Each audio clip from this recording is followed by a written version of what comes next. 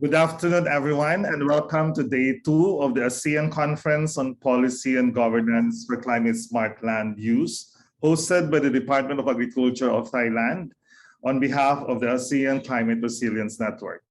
We are delighted that you are able to join us today in this conference. For those of you who were with us yesterday, our sincere apologies for the confusing and sometimes frustrating experience.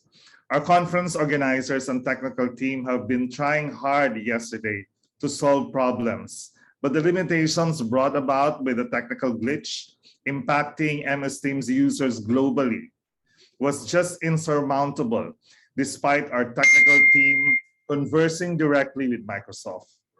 So today and tomorrow, we will be using Zoom, as you might have already noticed. We sent you the link already this morning. And one of our technical team members are still in the other MS Teams link so that they will be able to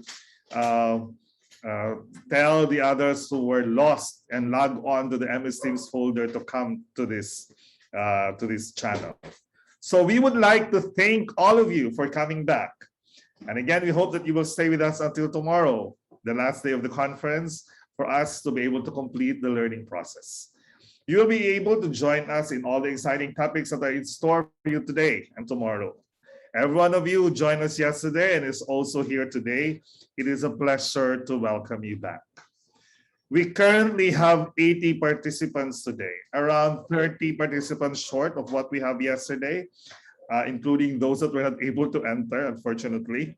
So that we will be able to assess who are our participants today, I would like to request you to indulge me by participating in a very quick survey. Our technical team will be posting a link. For those of you who are coming in, I hope you will be muting your mic as you come in so that we will not be having some technical problems with the sound. Anyway, so our technical team will be posting a link on the chat box. So please click on that link and answer the 3 questions that we have pre-prepared for you. So I will give you 2 minutes to access the link and answer the questions. For those of you who would like to use the QR code is also here. Just position your phones or devices to the QR code and it will directly lead you to Mentimeter, which is a survey. Okay, so I'll give you 2 minutes to answer the survey. Some music, please, technical team, while we are waiting for people to answer the survey. Thank you. Maybe we will be able to show now the results of the Mentimeter survey. So we have 30 participants able to log on as of now. 32. Let's wait a little bit. We have around 88 participants in this call. So please, all of you, kindly click on the link. The link has been provided to you in the chat box. Miso team, technical team, kindly put the link again so that it will be the first that they will see. We now have 34 participants. And let's continue and accept more responses. Let's wait for around 30 seconds or so while we are taking a look at what we have here. Okay, so we know that this is a word cloud, and a word cloud will show you the frequency of the number of times that a word has been actually answered by the participants. The larger the word, the bigger or the higher the number of participants who actually responded with that. Right? So the number 1 we have here so far is agroforestry. Then we have also governance. There's also a word, there's also a large word, which is the climate policy. There's sustainability, there's climate change, climate, and finally polycentric. This will probably change in a little bit from time to time as we accept more responses. So let me see, we're already half of the total now, and we have the top words from yesterday's session is agroforestry, governance, and climate change. We will go back to this in a little bit. But for now, I would like our technical team also to show us the different boards produced by Tika yesterday from our discussion. So Tika is our visual illustrator. So this time around, We will show to you the two boards that were produced by Tika, our visual illustrator, from yesterday's session. So this is the first board. So we will be showing the boards for at least 20 seconds each. And I would like to invite the participants that while the boards are shown, I would like you to write those elements. It can be a word or figure from the illustrations that you find compelling, meaningful, and insightful on the chat board. Okay, let's see. Let's have the first board up. So this is the first board, opening and keynote, day 1. Take a look at this for 20 seconds, and please write on the chat box anything from that illustration that you find compelling, be it a word, figure, or a drawing, or a line, or whatever it is. Just write on the chat box those that you find very compelling, or something which you find striking and meaningful. Okay, we already have the first word here, or a phrase as a matter of fact, from Phil Rice, Norway, reduce greenhouse emissions. Thank you. More words, please. Do we have more words that you find compelling and really, really meaningful? And else here? No more? Okay, let's, we have increased awareness. We have multi-level governance for climate smart agriculture. We have empowering action, climate smart solutions, food security, unlocking potential of agriculture. Very nice. Okay. We have increased resilience from UPLB, Christina Pamit. Okay, let's take a look at the second board, please. Let's take a look at the second board. Okay, we have this as part of the plenary session yesterday, promoting climate smart land use from regional to local level. Take a look at the board one more time and see which ones, which phrase, which wording, which illustration you find really, really impactful, meaningful, or compelling for you. We have the first one. Again, I should probably give an award to Norway. First one from Norway, multi-level governance. From Elson, bridging. From Doc Romy, bridging international to national. From Jaya, social forestry, ensuring ownership, economic growth, bridging international to national. Very good. Thank you very much, everyone. Thank you for those words. So we still have more coming in. Climate change adaptation, thematic approach. Thank you. Now, there were several points that stood out from yesterday's conference discussions that I would like to point out at the beginning of this session today as an attempt to summarize the discussions that we have yesterday, including, I think, several of what we have over there. So our keynote speaker, Danus Dinesh, opened the conference by underscoring the critical role of multi-level governance in promoting climate smart land use. He introduced to us the principles of climate smart land use, enhancing productivity, increasing resilience, reducing greenhouse gas emissions. And he further shared his views about the role of governments to promote action at different scales. Dr. Sukmajaya's presentation yesterday highlighted the role of the ASEAN in bridging international and national policies and commitments. He further underscored the importance of ownership and participation of national governments for driving change in line with ASEAN policies and goals for climate smart land use.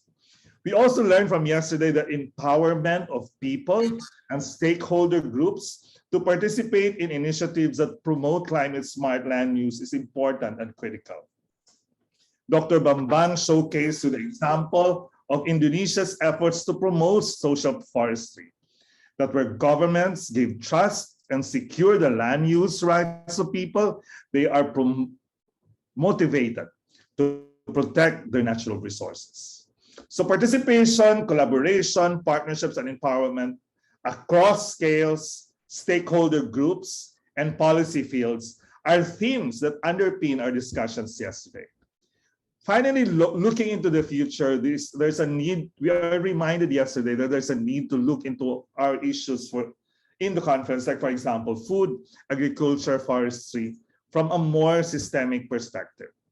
As what our keynote speaker Danush said, we need a new mission orientation for innovation, research, and cooperation to unlock the potential of agriculture to contribute to solving the climate crisis. Okay, so thank you very much for all your participation in our opening poll and also our opening chatterbox. This time around, I would like just to briefly take a look at the conference structure. Can the technical team please put up our yes? So we are now on day 2. Our theme is inclusive and participatory policy making for promotion and adoption of climate smart land use. Next slide, please. We can see that today we will have first a plenary session, and then we go for a break for the parallel sessions, and then come back again for the closing plenary. However, because we were not able to have the recap from yesterday or the reporting from the parallel sessions yesterday, we will do that reporting now because I think that's very important for us to learn from what others have discussed in their separate plenary sessions. Just a very quick rundown of the rules of the conference. Next slide, please. So I hope you can rename your Zoom ID into the following format. So your name for your organization, you and the country that you're representing. We have picture taking. If you don't want to be photographed, just turn off your your camera. Then microphones are muted by default. Please also use the chat box if you would like to ask questions. Next slide, please. We don't have simultaneous translation because it's very difficult for a very diverse region such as ours to do that. So we hope that you'll be able still to enjoy the conference despite the language difference at some point. And by the way, all presentations of speakers will be provided to you after the conference. We will send these resources to your registered email address. And for those of you who are tweeting or are using social media, please use our conference hashtag. You have it there on the slide, Climate Smart ASEAN. Okay, so sorry for taking that so much of a time, but to enrich the recap that I just did with the discussions from the parallel sessions yesterday, I would like to call in the reporter or the rapporteur from parallel session 1, Ms. Imelda Bacudo, to give her 5-minute report from the session, Climate Governance and Agriculture in Southeast Asia, Learnings from Polycentric Approach. And this one is actually was hosted yesterday by FAO. Ms. Bacudo, please. Hello, good afternoon, everyone, and good day to the others. I'm happy to report from the session entitled Climate Governance and Agriculture in Southeast Asia, Learnings from Polycentric Approach through the works of ASEAN Climate Resilience Network. So our first speaker for this session was Srijita Dasgupta from FAO, who's actually reporting the work of a series of authors, namely myself, Sue Fasting, Danush Dinesh, and Bo Daman, who were originally the guides behind the advisors behind the ASEAN Climate Resilience Network. So polycentric approach rather quickly was showing elements. We believe that ASEAN Climate Resilience Network shows elements of a polycentric approach, which is sort of the appropriate approach right now as climate governance opens up more spaces for players, and that the governance does not originate from just one center. I hope everyone, by the way, can hear me properly. Michael, can you just give a feedback that you can hear me properly? Yes, so yes, I can adjust my loud and clear. Thank loud you. And clear, Dada.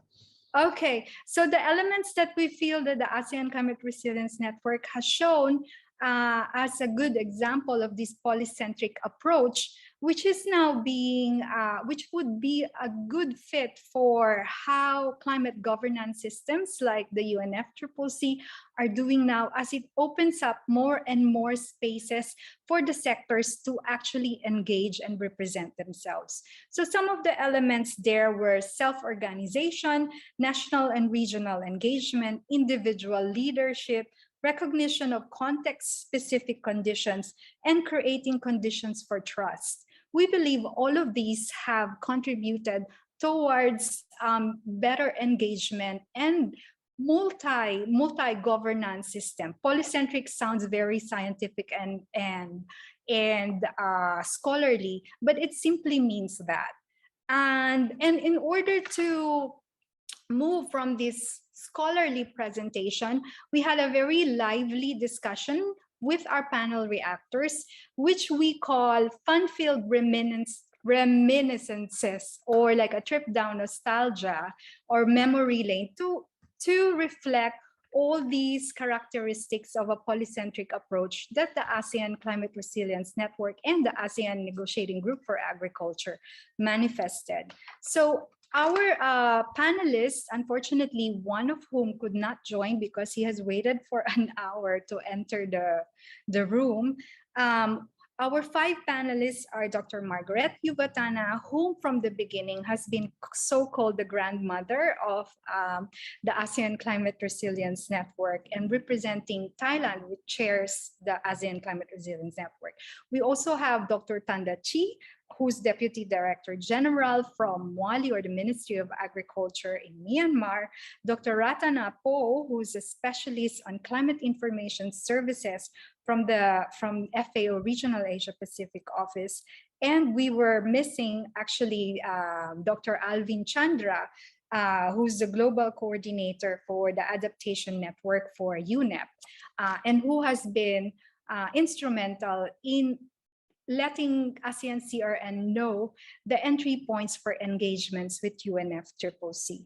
So the reminiscence, or the trip down memory lane, we made it as informal and as joyful as possible, as it brings us towards the journey back of how ASEAN CRN then can now reflect polycentric approaches, which is quite what's needed by climate governance frameworks at the moment.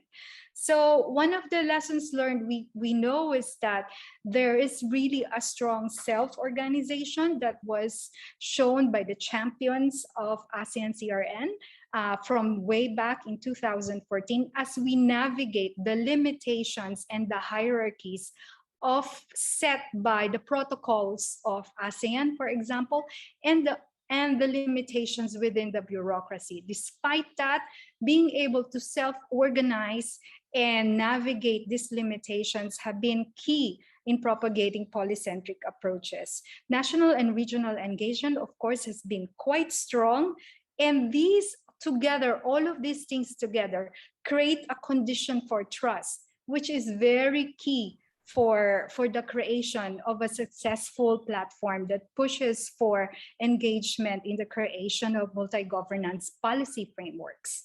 Hence why ASEAN and ASEAN CRN has been instrumental for ASEAN to ask the platform to help ASEAN develop some of the guidelines and policy briefs that are now out there and developed for ASEAN. We also reflected that some of the initiatives and endeavors of ASEAN CRN has been guided by climate information, and right from the beginning has also been guided by the idea that we need to tie up investments, private sector participation into and in attracting climate finance in order to scale up some of the principles and approaches that have been identified as needed by the region.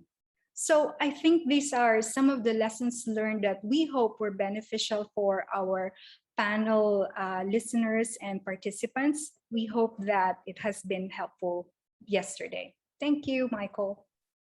Thanks very much, Doc Dada. It does seem like it was a very interesting discussion on your part as well. I mean, I was as a non-specialist in this field, I actually Googled what we mean by polycentric, as a matter of fact. And thanks very much for explaining that very, very well to a non-specialist audience such as myself. We hope to see more writings on this, especially coming out from the discussions that you had yesterday. And thank you very much for reporting. So I would like to now welcome the next rapporteur for session B, who will be telling us about the the parallel session on territorial development approach to climate smart land use. I would like to request Ms. Maria Genesis Katindig to join us for her report. Hi, good afternoon, everyone. Can I share my screen? Again, good afternoon, everyone. I'm Max Katindig from ASEAN. So the session we hosted yesterday focused on territorial development approach to climate smart land use. This session aimed at building understanding on regional territorial-based development and poverty eradication framework. And it showcased on-ground climate smart land use initiatives that could be replicated or scaled up at the national level using territorial-based approach. The session showcased two multi-awarded climate resilient agroecological initiatives from Indonesia and the Philippines. So there were three presentations. The first one is on territorial development and the ASEAN 2021-2025 Rural Development and Poverty Eradication Framework Action Plan. It is specifically discussed how ASEAN adapts the strategy into its own work with rural people's organization. It was then followed by two case presentations. One is on scaling up community organizing and education for natural farming in South Sulawesi and Kalimantan in Indonesia. And the last one was on community-based mangrove reforestation in the Philippines. Unfortunately, due to some technical difficulties yesterday, our last speaker weren't able to join the session, the parallel session. So instead of his presentation, we were only able to showcase a short video feature on him. Nevertheless, his PowerPoint presentation will be made available for the participants. So during the discussions, we tried to respond to three guide questions provided by the organizers. However, due to technical difficulties and limited time yesterday, we really had a limited discussion. Allow me to briefly share the discussion. So on guide question 1, we discussed what were the approaches or strategies used in the cases presented. And the first presentation actually focused on territorial development approach as a strategy in RDPE programs and projects. Marlene Ramirez of ASEAN highlighted that this approach is embedded in the 2021 ASEAN RDPE Framework Action Plan as a strategy for fast-tracking rural transformation in the region. And then concretely, based on the two case presentations, this approach is translated as a locality-based development initiatives. In the cases we've seen, some village and municipality-based initiatives were able to upscale at the district level and province level with the support of multi-stakeholder from the government, from public sector, from civil society sector, and even including from the private sector. And importantly, the cases showed yesterday featured these three E's. One is environmental protection, economic improvement, and lastly, empowerment of local communities. So the two cases presented yesterday both featured these three E's.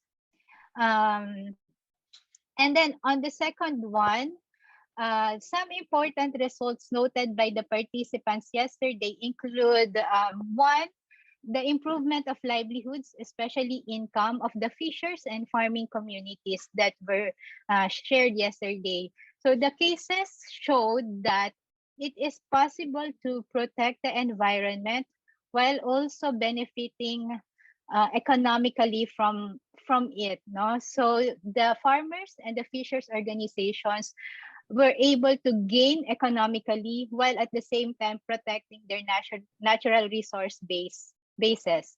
So another important features of the cases was the contextualized initiative based on local realities, which allowed the local stakeholders to own and to own the process and the results. And lastly, it was noted the importance of stakeholdership and leadership as demonstrated in the cases presented. On the question on how these approaches could be scaled up in the region, we can never emphasize enough the importance of multi-scalar and multi-stakeholder strategies that are actually key features of territorial development approach. And lastly, it was also suggested to nationalize these local models, particularly adapting these local approaches or these proven models to national policy and program making. So these were the brief results of discussion yesterday. And again, on behalf of ASIADRA, we would like to thank the ASEAN CRN, GTZ, and SEARCA for allowing us to share the work of ASIADRA Network. Thank you, everyone. Thank you very much, Ms. Mags, and thank you also for the report and also facilitating the discussions yesterday. Actually, I was there in that session, and I was really amazed with how 2 points that were raised in the presentations. One is the value of community empowerment, participation, and stake-taking in the process, and also providing concrete examples that economic and environmental goals need not be on head-to-head with each other, but they are both complementary. So thank you for that, Ms. Mags, and thank you also for ASIADRA for hosting that session. Finally, but not the least, we would like to call our last rapporteur, Ms. Tian Lin, who will be speaking about the parallel session, Putting Policy into Action, Accelerating the Achievements of the ASEAN Guidelines for Agroforestry Development. Hello, thank you, Michael, and everyone. Thank you for the floor. Hi, everyone. I'm Tian Lin from World Agroforestry. I'll be presenting the key highlights of the parallel session led by the Center for International Forestry Research and World Agroforestry. So our session entitled Putting Policy into Action, Accelerating the Achievements of the ASEAN Guidelines for Agroforestry Development discussed about how to operationalize a regional framework, such as the guidelines for national level adoption. Our session featured a panel discussion with a keynote address from Mr. Dian Sukmanjaya of the ASEAN Secretariat. And our three panelists were Ms. Rosalie Imperio from the Forest Management Bureau of the Department of Environment and Natural Resources in the Philippines, Dr. Simone Van Gogh from the National Agriculture and Forestry Research Institute in Lao PDR, and Dr. Sonia Acker from the National University of Singapore. And the panel discussion was moderated by Ms. Melinda Martinez of the ICS Yusuf Isaac Institute in Singapore. So our moderated panel discussion revolved around 3 open-ended prompts, similar, I guess, to the previous parallel session. But our prompts were addressed the utility, financing, as well as the monitoring and evaluation aspects of the ASEAN Guidelines for Agroforestry Development. Before I go into detail about the takeaways from our session, I do want to quickly note the definition of agroforestry, just briefly, as I see it. It's quite exciting to see that agroforestry was the top, most memorable word from our last day session. So agroforestry refers to the integration of trees on agricultural lands, forestry areas, and pastures for food, timber, livestock, and related horticulture production. And in more detail, agroforestry comprises complementary interactions between trees and other agricultural components at a range of scales in fields, in farms, and in landscapes. And these interactions are context-specific and purpose-driven. So you can see how broad agroforestry can be, and as well as the difficulties of pinning down agroforestry at times when we need to devise a national definition or sometimes metrics. So the key takeaways from our session was that high-level regional strategies and guidelines should be seen as an entry point for actions at the national, subnational, and local levels, and they should serve as a bridge for governance at multiple levels. And this point was emphasized in Pak Dian's keynote address, as well as by our other panelists. The collaboration between key stakeholders at all governance levels is vital to ensure that policy objectives on climate smart land use can become reality. And our panelists from the Philippines and Lao PDR, Ms. Rosalie Imperio and Dr. Simon Van Cajon, they've also provided different perspectives on agroforestry, with one, the Philippines having a very well-developed agroforestry program and also financing opportunities.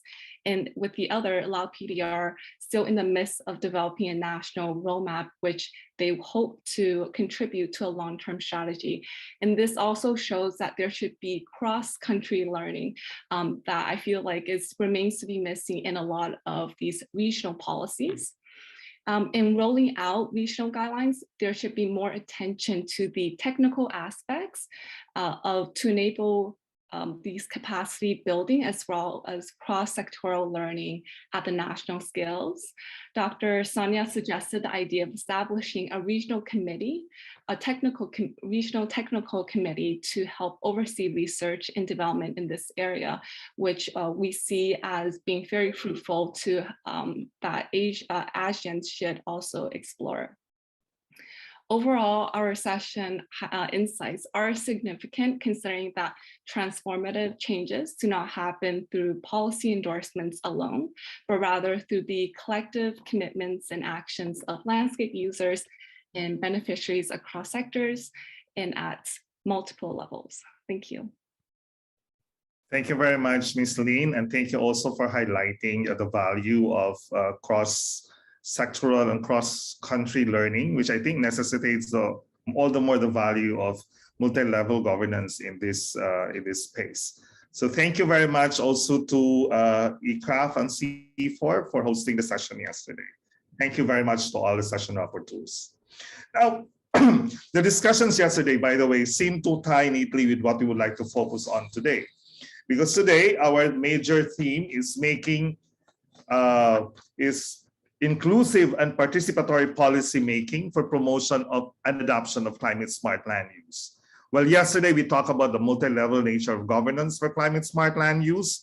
Today we pivot the discussion towards the question of ensuring the involvement of local communities and marginalized stakeholders, which I think were also themes that are also discussed quite extensively yesterday in some of the parallel sessions.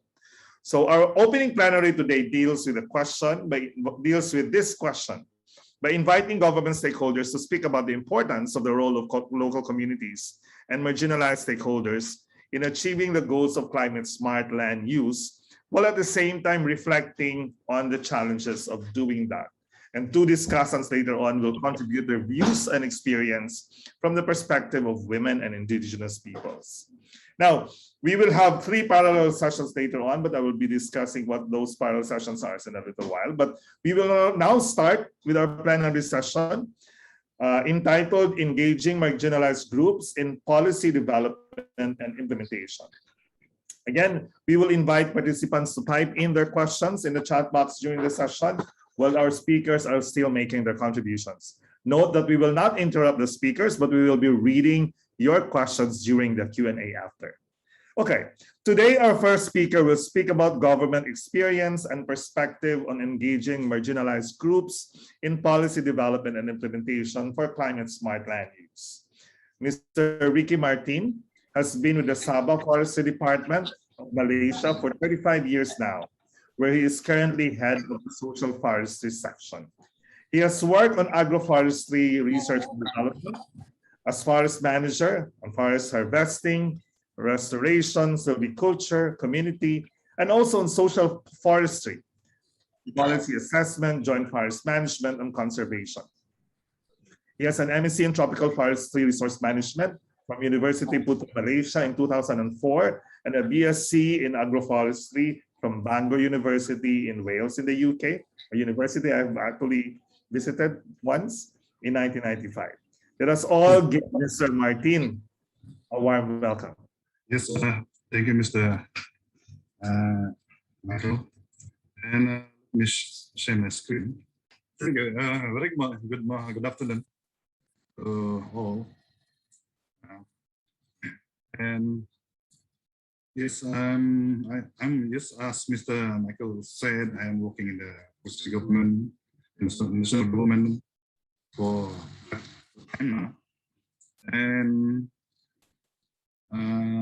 I've been also in the ASEAN community, especially with ASEAN and PWG and ASEAN Working Group on Social Policy for 2 years now.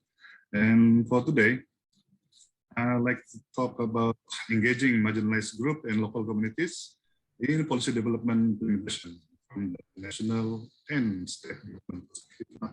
I wish to stay state because I'm concentrating more on the Sabah state relation. Okay. Yes, next please. Am I in control? Talking about CSLU in Malaysia, actually CSLU in the forestry sector is quite new. We seldom heard about it. Sorry. Maybe not into the agricultural community, but it aims to tackle three main objectives: increasing agricultural production incomes, adapting and building resilience to climate change, reducing or removing greenhouse gas emission where possible. So it can be achieved by integrating CSA and RED+, the agriculture parts of and also the forestry part. So RED+ we know quite well already, mostly forestry. So just integrate and making it better and more climate resilient. So that is the CSLU that we understand. However, in Malaysia, the main concept of CSLU are available within new national and state policies and strategies. I mean, for example, we have new policy strategies. CSLU, the essence of CSLU are there, but not stated as CSLU. So, however, the implementation of CSLU in detail need to be explored further. Next, policy strategies in supporting marginalized group and LC on CSLU. CSLU is a new term to us. Again, the MG and LC also a new term to us. We have been used to IP and LC. Indigenous people and local community. For the marginalized group and local community, for the purpose of this presentation, I tend to use MGLC similar to IPLC. Why? Because MG has not been really focused and really given attention, special attention. Okay. At the ASEAN level, as of 2013 strategy on social forestry climate change, they have talked about this thing. However, personally, I heard that ASEAN member states and ASEAN working groups still face major challenges in implementing climate-related targets, action plans agreed at regional and national level on this aspect on CSLU. While at the AWJSF, their CSLU potentially reduce conflicts related to tenure rights, promote food security, contribute towards climate change adaptation and mitigation. Next, please. It's at the national and state levels. On policy, we have the national policy on biodiversity 2016-2025. It calls for a doubling in the number of ICCA by 2025, including creating network of ICCA, recognizing them as an integral part of our protected area network. This more or less talk about CSLU, okay, and the importance to the marginalized group is marginalized groups is it's supporting and local communities in their roles as custodian of biodiversity. the Sabah Biodiversity Conservation Strategy 2012 and 2022. Similarly, there's no special mention about CSLU or MG. However, policies the nearest policies to that is this. It calls for the significant increase by 2022 of land managed by CCS, including by documenting, recognizing SCCS publishing ASEAN approach. So the importance for the communities,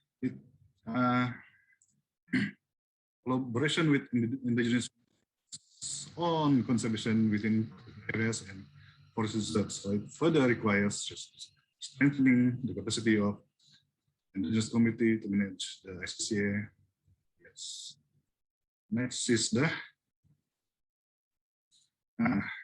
Sabah strategic plan of action for the Heart of Borneo. Very close to us in the forestry department. We are the one who have created and monitored and making this a success.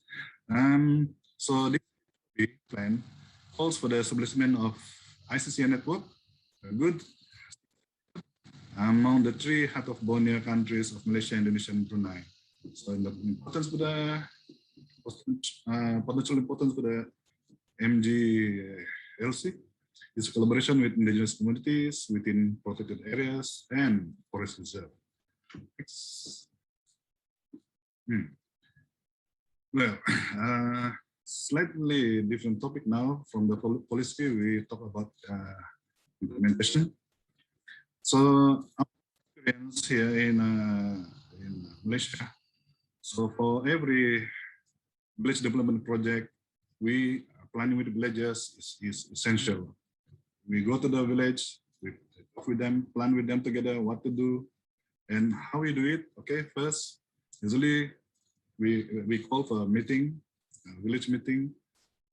We tell them that we need this type of people. Okay. Come and how many needed to come. Okay.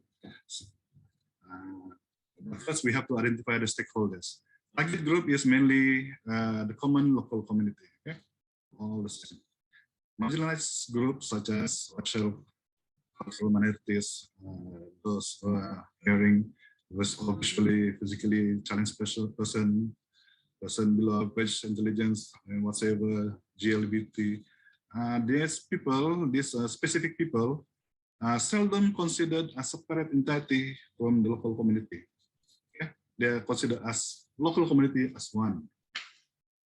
So when it comes to the opinion gathering, during village development or policy workshop, villages are separated in groups of village leaders, okay, usually 5 groups, village leaders, village elders, okay, different from the leaders, the women, the female youth, and the male youth.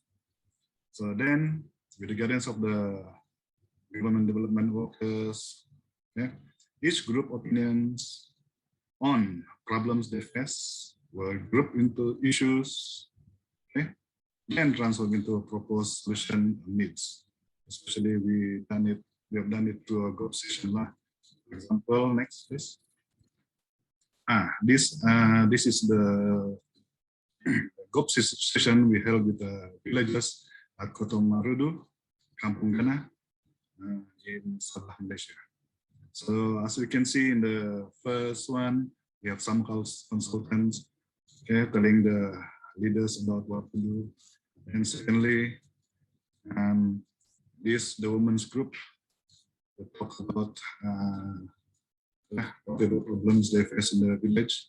Then the problems, they put it in the paper.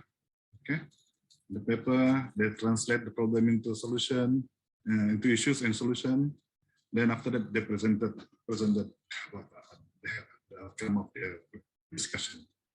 So this is a common, at least the forest department, common things that we have done with the villagers whenever we have we do a project with them. Next. Then through village planning workshop, villages' problems and needs can be identified and resulted in a proposed solution including policy change recognition. So hence, the villages are responsible to implement any policy implementation that they have discussed and requested.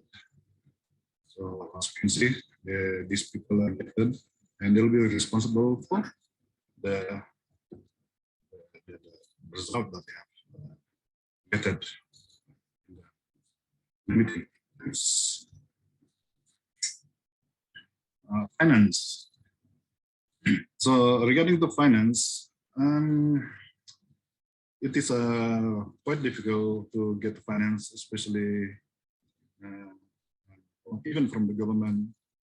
So moreover from the international. However, we have included that in the upcoming National Social Forestry Strategic Plan 2021-2025. So that the sustainable financing is one of the plan to tackle the issue of financing among villages to implement social forestry, socio-economic and environmental activities. So we have laid out a lot of plans for those 5 years, and looking for funding is one of our prime. So these are planned for the national, state, and also at village levels. And secondly, in the Sabah biodiversity conservation strategy, we have also talked about the importance of finance to finance local and domestic projects. Next, please. So to conclude, the national and state governmental perspective, on the national and state government perspective, engaging local communities in policy development and implementation has always been the practices since decades, since the 90s. However, marginalized stakeholders generally were not given special attention and commonly included within the group of local community. So we haven't really supported them. And finally, climate smart land use is a new concept for Malaysia to explore in depth. So principally, these concepts are embedded in various new national policies and strategies. We only have to improve it to become CSLU. CSLU approach. With that, next please. With that, thank you very much for your attention. That is from here in Malaysia. Thank you. Terima kasih, Sir Ricky, and thank you very much for the presentation as well. I am amazed with how you've shown that regional frameworks are actually policies actually trickle down or inform what the national government of Malaysia as well as the state government of Sabah has actually done insofar as climate smart land use is concerned. And I also like very much the pictures that you showed there indicating how consultations are actually conducted. But it does seem that all of these are pre-pandemic pictures, right? Because people were not yet wearing masks. Long time ago, pre-pandemic. Yeah, that's true. I wonder how it would look like this time around with the pandemic still raging in the horizon. Anyway, thank you very much, Sir Ricky. Yes. But this time around, I would like to ask the question, how do local governments engage local stakeholders and marginalized groups in policy development and implementation of climate smart land use? Sir Ricky has shown us how national government and state level governments have done that. The primary topic of our next speaker is how local governments are actually engaging local stakeholders. Mr. Randy Riego, who is an agricultural technologist in the Office of the Municipal Agriculturist of the Local Government of San Francisco in Quezon, Philippines, will be delivering his remarks on how the local government, based on his experience and perspective, has actually engaged with marginalized groups and local stakeholders in policy development and implementation. Over to you, Mr. Riego. Sorry, Mr. Riego is having some technical problems. Could we proceed with the next speaker for a while? Okay, we will do that. Thanks very much for the information, Ray. So In as much as Mr. Riego is having technical problems, we will now hear from the perspectives and experiences of specific stakeholders groups. We have invited two discussants to discuss their viewpoints this time around. So our first discussant is Ms. Kanoporn Diburi. She's the coordinator of the Citizens Forest Network project at the Regional Community Forestry Training Center for Asia and the Pacific, Thailand Community Program. She works on community-based forest management network establishment, gender mainstreaming, and policy recommendation. Her work includes promoting community forest groups representatives' participation in the community forest governance mechanisms in which formal and informal community forest leaders, including women and ethnic groups in particular, are empowered. Looking forward to your discussion, and let's give a big and warm welcome to Ms. Diburi. Thank you. Good morning, good afternoon, everybody. I would like to share an experience from the Citizen Forest Network project in engaging women in decision-making mechanism and implementation. The project implementation started in 2018, but started working seriously on gender issues in 2019, and the implementation is ongoing so far. In Thailand, there is no doubt that women are forest resource users and management implementers. Women and men work side by side. They do conserve, restore, and protect the community forest, but women are not promoted to engage in decision-making mechanisms, particularly in the formal community forest management mechanism on multiple levels. During the forest reform, let's say since 2018 until now, the forest policy, forest acts, and subordinate legislation have been developed. This is a golden opportunity for civil societies and community forestry groups in particular to participate in forest policy improvement and subordinate legislation development with forest agencies collaboration. Under the Community Forest Act, National Park Act, and Wildlife Preservation and Protection Act. Of course, this is not a smooth path. Finally, according to climate change, we found that the intense forest fires have occurred more often, so that women were required to participate in the firefighting without prior skills that increase risk to injury and death. In addition, droughts appear to be extending longer. That made women spend time longer and travel further in gathering foods in the forest. These are only a few examples of impacts towards women. Next slide, please. The data from the Royal Forest Department shows that the proportion of women functioning in the community forest committee on provincial level is only 15% nationwide, but the proportion of men representatives is much higher at 84%. In addition, number of female representatives that came from community forest groups are the smallest proportion. Next slide, please. There are three main factors that have been challenging women's participation in decision-making mechanisms. The first is cultural factors and social norms. Women are not accepted to play roles out of the household area or in public meetings. Second, policy and laws. The Community Forest Act was developed without gender perspective or concern, and the proportion of men and women are not balanced in the provincial mechanism, as shown in the table on the previous slide, as well as on the policy level, that there are no female representatives at all. Third, economic, or poverty. Poor people or powerless people are not concerned as decision makers in the community meetings so that their opinions are overlooked in community forest management planning in particular. Next slide, please. The experience from Citizen Forest Network in engaging women in decision-making mechanisms includes 4 elements.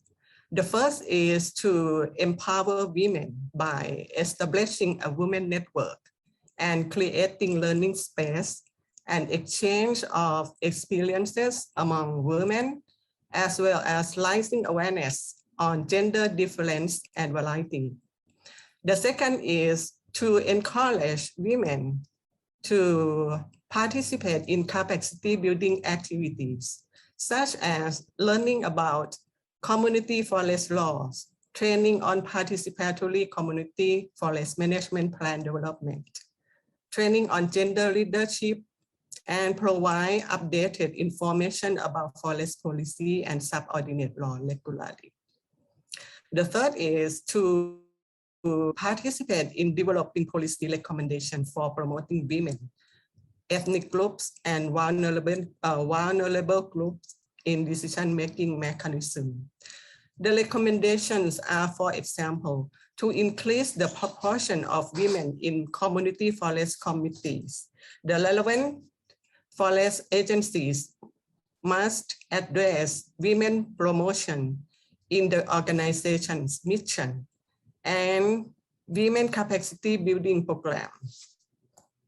The fourth is working tools, such as community forest management plan, protected area management plan, informal community forest management mechanism, which include regional and provincial coordinator of Citizens Forest Network to work coupled with formal in community forest management committees in provincial and policy level. In addition to creating a safe space for women to express their ideas freely. Next slide, please. According to the engaging process mentioned before, the governance improved in 4 levels. The first level is on the personal level. We found that women are more confident and willing to develop their capacity, and young women are promoted to play more roles in community forest management. Second, on the network level, dialogues on women and young people's participation have increased. Women Network also set up a framework of gender equity advocacy and men promote and support women to play more roles in the network. On the community forest level, it was found that women leaders apply a safe zone or safe space approach to organize a women network on sub-district level to learn about community forestry act and conduct community forest management plan before presenting the plan to the sub-district community forest meeting. Finally, on the community forest management mechanism, this is a beginning stage of the establishment of the provincial decision mechanism. As we know that the proportion of women is very small, so that the Women Network set the goal to increase the proportion of women representatives to 30% in the next appointment. Next slide, please. Oh, thank you for your attention. That's all. Thank you very much, Ms. Diburi, and thank you also for highlighting the different challenges that women face in Thailand, and also for pushing for concrete solutions to address this. Thank you very much for that. Your presentation actually reminded me of the literature on social inclusion, wherein we really need to ensure that excluded groups will be afforded the resources, the capabilities, and the opportunities to actively participate in political, economic, and social processes. Now, we will proceed to our next discussant, ladies and gentlemen, and our next discussant is Ms. Nitaya Erkana, the Director of the Inter-Mountain Peoples and Education and Culture in Thailand Association and Executive Council member of the Asia Indigenous Peoples Pact. So let's give a warm welcome to Ms. Nitaya Erkana. Thank you, Mr. Michael, for inviting us. And yeah, thank you for the organization that provides space for us to share our experience on behalf of the indigenous people in country and also in Asia. Yeah, I'm myself from Hmong indigenous group from the north of Thailand, and I am the director of IPEC Association now. And yeah, it is very great pleasure for me to present about the experience from the local level. Can you please share my slide, please? Yeah, and why it is important for indigenous people to involve in the policy development and implementation related to land and natural resources. Next slide, please. Yeah, before I go to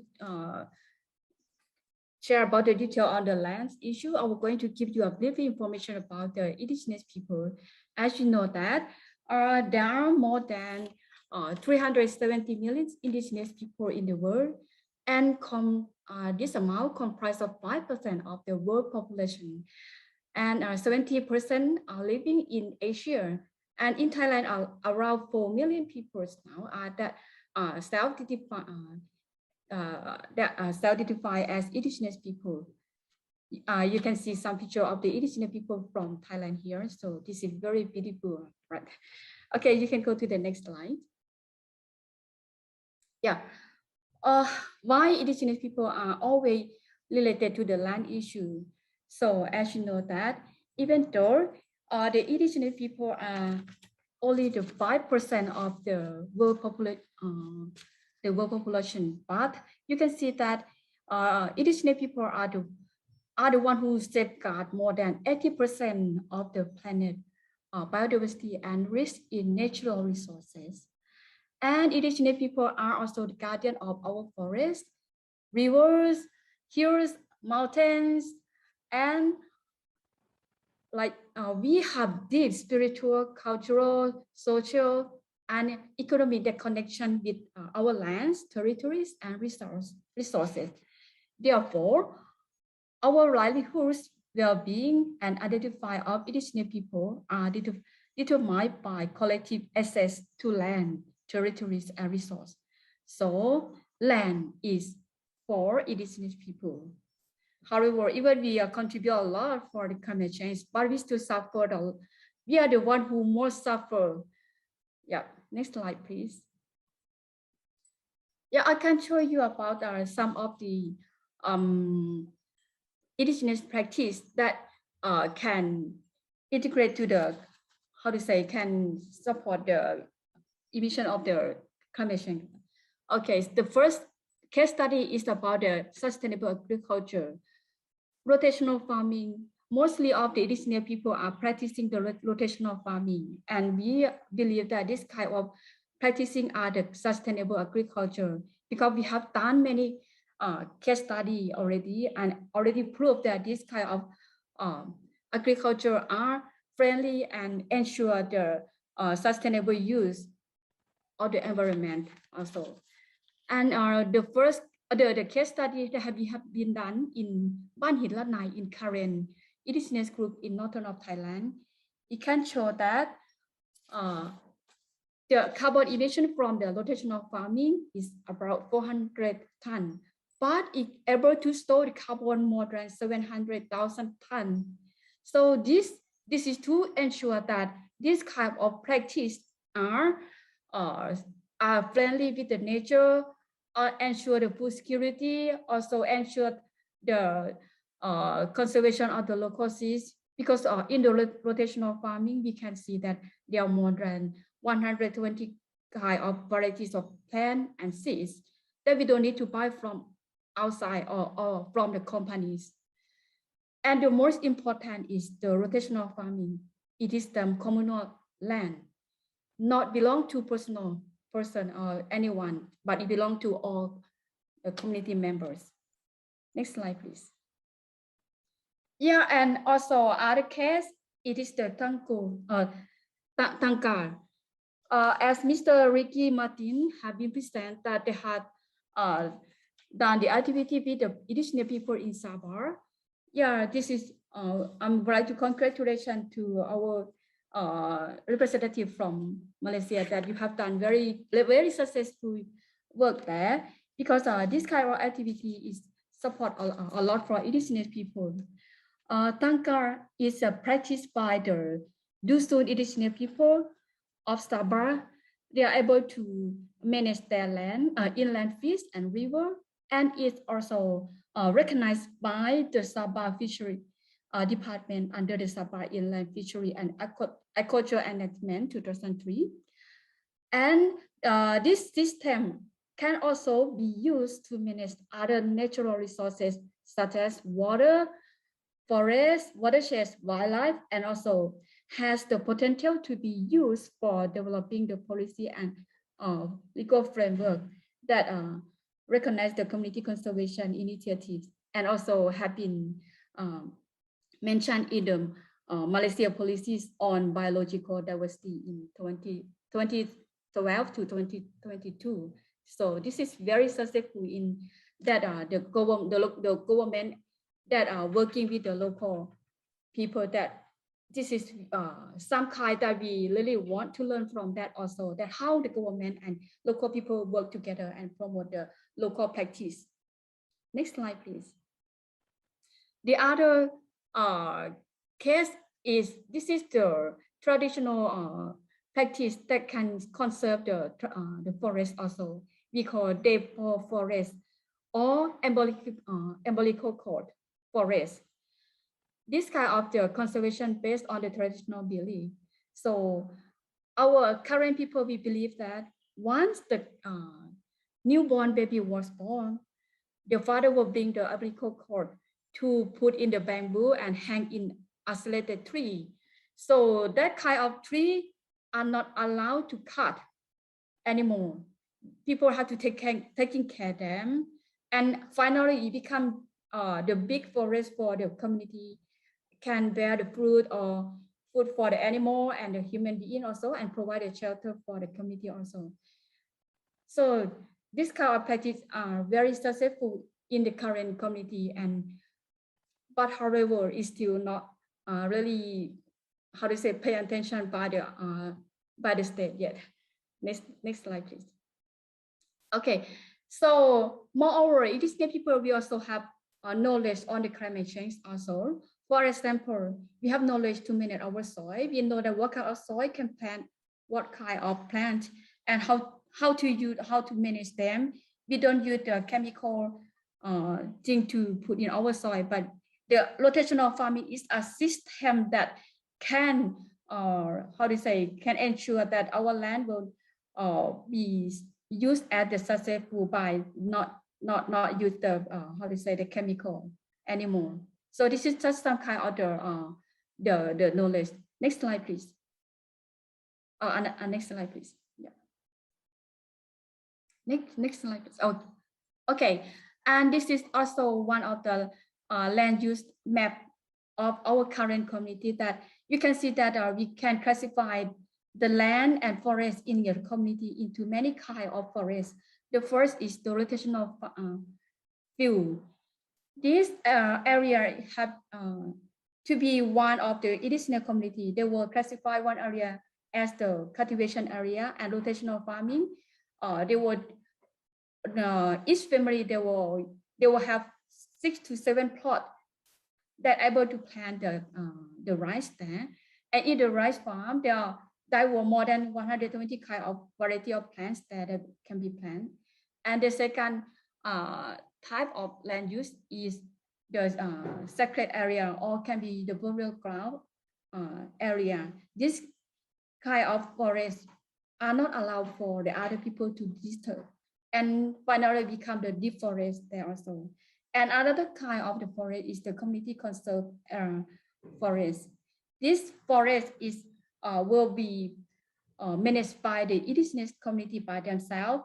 They will select a certain area and conserve as the community forest area, and people are able to access and use some product there, collect some product there, but under the regulation. And other forest is the traditional forbidden forest. This kind of forest, people believe that are not allowed for people to to interrupt this kind of forest, because we believe that the forests are connecting to the to the natural, to the spiritual. So we are not allowed to disturb this kind of forest. And other kind of forest is the spring area. We have to conserve this area because it is the place for us to get the water.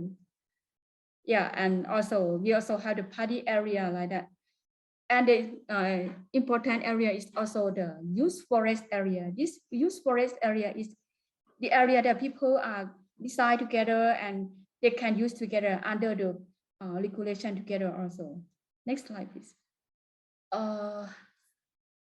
Okay, however, even though, yeah, there are many international instruments or law that are already recognized to the indigenous people rights, but in many state governments still lack of legal recognition to the indigenous people, and even though to the rights of indigenous people, right to access to the land. And the other challenge is the expansion of the protected area and the denial of the access to the livelihood access. For example, the declaration of the national park over the indigenous land that not allow the indigenous people to access to their own territory. This will impact a lot to our indigenous people. And also forced eviction, human rights violation that we have seen every day, especially in Thailand, that we still see this situation every day now. And just 2 years that last 2 years that the government had been issued the 3 laws that have been make our indigenous people very difficult to access to our land now. And other issue is the competition over resource and the unsustainable resource extraction. For example, the plantation that have used the large scale, no? And also the mining, logging, the foul solution to the climate change, like that. This kind of activity are very challenging for our indigenous people. And yeah, next slide, please. Okay, and for our indigenous people, we are get together from Asia, among around 44 organizations from Asia. We are together and try to make the recommendation to the local government and also to the state government that we would recommend for the recognition and respect and promote indigenous people, and especially to the indigenous human rights. Like, to be the indigenous people, it's very difficult to speak out already, but to be the indigenous women are more difficult, more challenging also. And also engage indigenous people to be full and effective participation at all levels. In order for them to participation, like Mr. Martin said, that the local people are not pay attention to and involving in the event much. I think that the first thing is the capacity building for them to be able to involve in some activity. They have to have enough capacity to understanding, to speak out, and also the access to information, to the appropriate information. And I believe that mostly of indigenous community, we have our own local organization or institution. So one thing that we don't forget to strengthen this kind of institution will be support for the the movement in the ground level, and they will support the full and effective participation for the indigenous people into the all level also. And the other issue is the coordination and collaboration across the policy areas and the innovation level ground and evidence-based research. I have been mentioned that we have done many kind of research already, but most of the research that we have been done are not accepted by mostly of the government agency, because we are not the academic agency, so they are not accept this kind of the research. So I think that the collaboration between the government and the local people, you should do some research to find some evidence that can prove the indigenous of how to access to their own natural resource and manage their own land use there. And the other important recommendation is the establishment of the direct fund for indigenous peoples and local communities. Because mostly of the funds that have been provided to support the activity is always through other organization or through the government organization. So the local community, they don't have, independent or freedom to decide their own work plan, they appropriate to themselves. And the other issue is the social protection, sustainable enterprise, creation and livelihood generation targeted at indigenous with a view to reduce the poverty and environmental degradation. This is also very important. And the other issue is to secure the land rights for indigenous people is mitigation strategies. Because the collective natural resources governed by the indigenous people and local communities are biodiversity hotspot that maintain the ecological balance of our planet and help regulate the climate that enable the global food productions. So this is from my point of view. Yeah, I don't know that I have another slide or not. Can you go to the next slide? Okay, thank you. Yeah, this is my presentation. Thank you very much, Ms. Nitaya. Thank you very much also for highlighting specific issues that are being faced by indigenous peoples and also proposing concrete recommendations that government and other stakeholders can work together with indigenous peoples. I'm also very interested with what you have mentioned as indigenous people's practices with the environment. For example, the poor forest that you mentioned a while ago, which just shows how invariably linked is human existence with trees and the environment. So thank you very much for that. I think we will be able to call in Mr. Riego. And before his presentation, I would like to introduce him. So Mr. Riego, Randy Riego, is a licensed agriculturist with a Master of Agriculture from Cavite State University and a Bachelor of Agricultural Technology from the Southern Luzon State University. He is an agricultural technologist with a local government in Quezon Province in the Philippines and has been recognized as a National Outstanding Agricultural Extension Worker for Common Hall of Fame for Corn and a Hall of Fame awardee in 2017. Let's all welcome Mr. Riego. Yes, sir. Yes, sir. So good afternoon, Sir Michael. Can you hear me? Yes, we can hear you. Please go ahead. Good afternoon. Okay. So thank you, sir. So thank you for this wonderful opportunity. And I would like to present to you my presentation this afternoon. But before my presentation, so there is a video coming from R1 to present first prior to my presentation. So take it away, R1.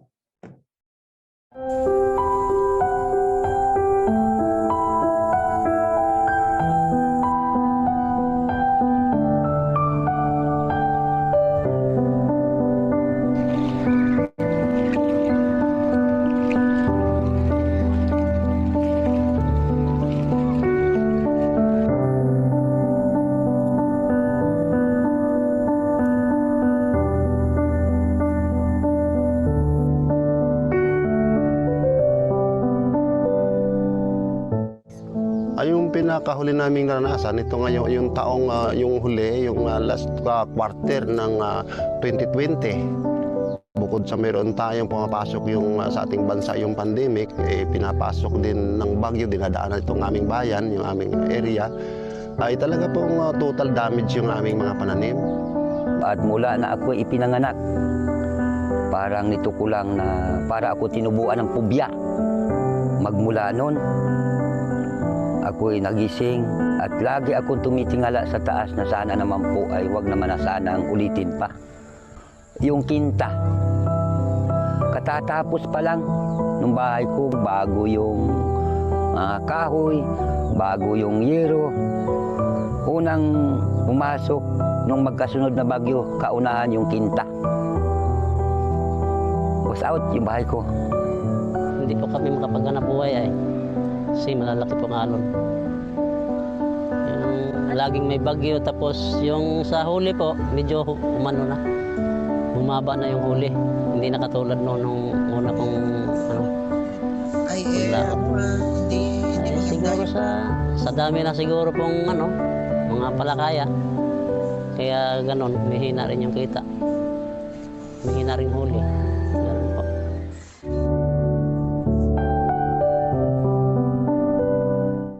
Ang bayan ng San Francisco ay maituturing talaga natin na siya ay isang agricultural municipality.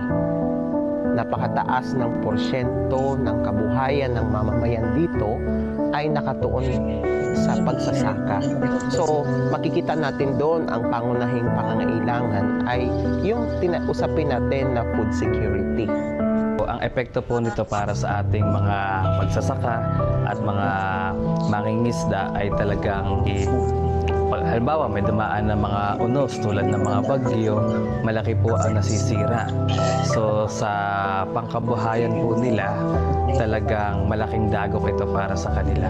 Kumbaga ay yung kanilang pangkabuhayan na magsusustento sa kanilang pang-araw-araw na pamumuhay ay apektado. So, ang LCCAP po, ang Local Climate Action Plan, napakahalaga po na maiitulong. Hindi lamang po sa amin bilang nanunungkulan sa gobyerno, higit sa lahat po ay sa mga mamamayan. Dahil ang pinaka-benepisyaryo ng ating ginagawa na pagpaplano ng LCCAP ay ang ating mga maliliit na mga mamamayan. Kasi sila yung may pinakamalaking bilang sa ating komunidad, sa ating pamayanan. Naranasan na natin yung tinatawag natin na iba't ibang dagok ng sama ng panahon ay ano ba yung magiging involvement ng iba pang ahensya. Sapagkat hindi lang kapag pinag-usapan na natin yung epekto ng tinatawag natin na pabagubagong panahon, hindi lang isang opisina ang may kinalaman dito na dapat kakaroon ng pagtutulungan ang iba't ibang tanggapan sa ating lokal na pamahalaan. Naniniwala ako na magpapatuloy yung kabuhayan ng ating mga magsasaka, ng ating mga mangingisda.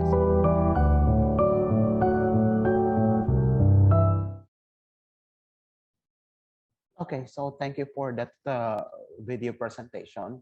So once again, I would like to greet everyone a pleasant good afternoon.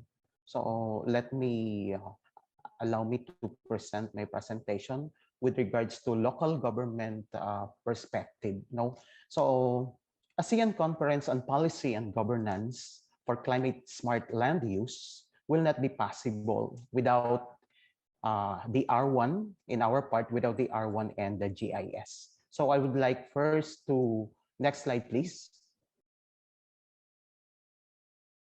Next slides please. Okay, so I would like first to get you on with our municipality, San Francisco, Quezon. San Francisco, Quezon is geographically located in the eastern tip of Quezon province, bounded on the north by the municipality of Mulanay, east is municipality of San Andres, then south and west by Sibuyan Sea. It is about 315 kilometers southeast of Metro Manila, then about 179 southeast of provincial capital city of Lucena. San Francisco, Quezon is a second-class municipality with a total land area of 39,396 hectares, composed of 16 barangays. 11 are coastal and 5 are considered as upland barangays. There are about 75 kilometers coastlines with around 82,119 points and protected and sustained, with 62,090 population as of 2020. Okay, so next slide, please.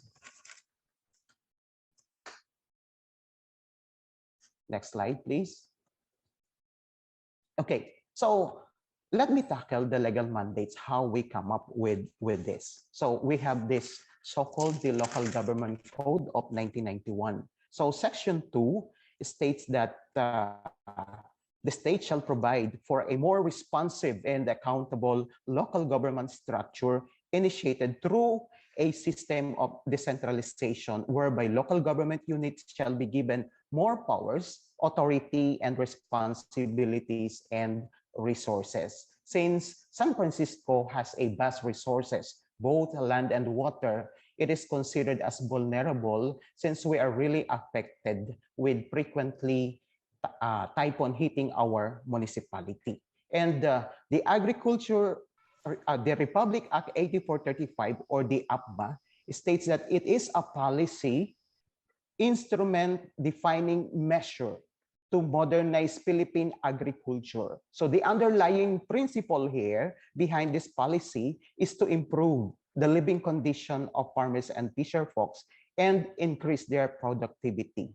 Then the Climate Change Act of 2009 stated that this law, which was primarily conceived as the country's response the worldwide phenomenon and climate change towards the attainment of this goal, this will allow mainstreaming of climate change government into government formulation of programs and projects, plans and policies. That's why San Francisco is involved here. Then the Philippine Disaster Reduction and Management Act, or the Republic Act 10121, the act shifted the policy with regards to environment and the way the country deals with disaster from more response and preparedness. So this is also a plan. And then our present condition right now is this Mandanas-Garcia doctrine on devolution.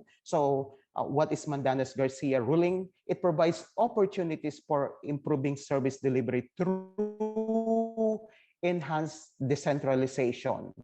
The ruling leads better coordination in terms of planning and implementation across level of government, taking into the account the capacity and the needs of LGUs. It could be improved the lives of the people and the communities, especially those that are far from like San Francisco. Actually, the LCCAP has been done in other municipalities also, like in Valderrama Antique, in Ponteverde Capiz, Banga Aklan, and Sibuna Guimaras. So that was since 2013 the R1 started. Then the Rice Watch Action Network will also be holding the same process in other municipalities in the coming year. So that's why we are happy enough for this effort for San Francisco. Next, please. Next, please.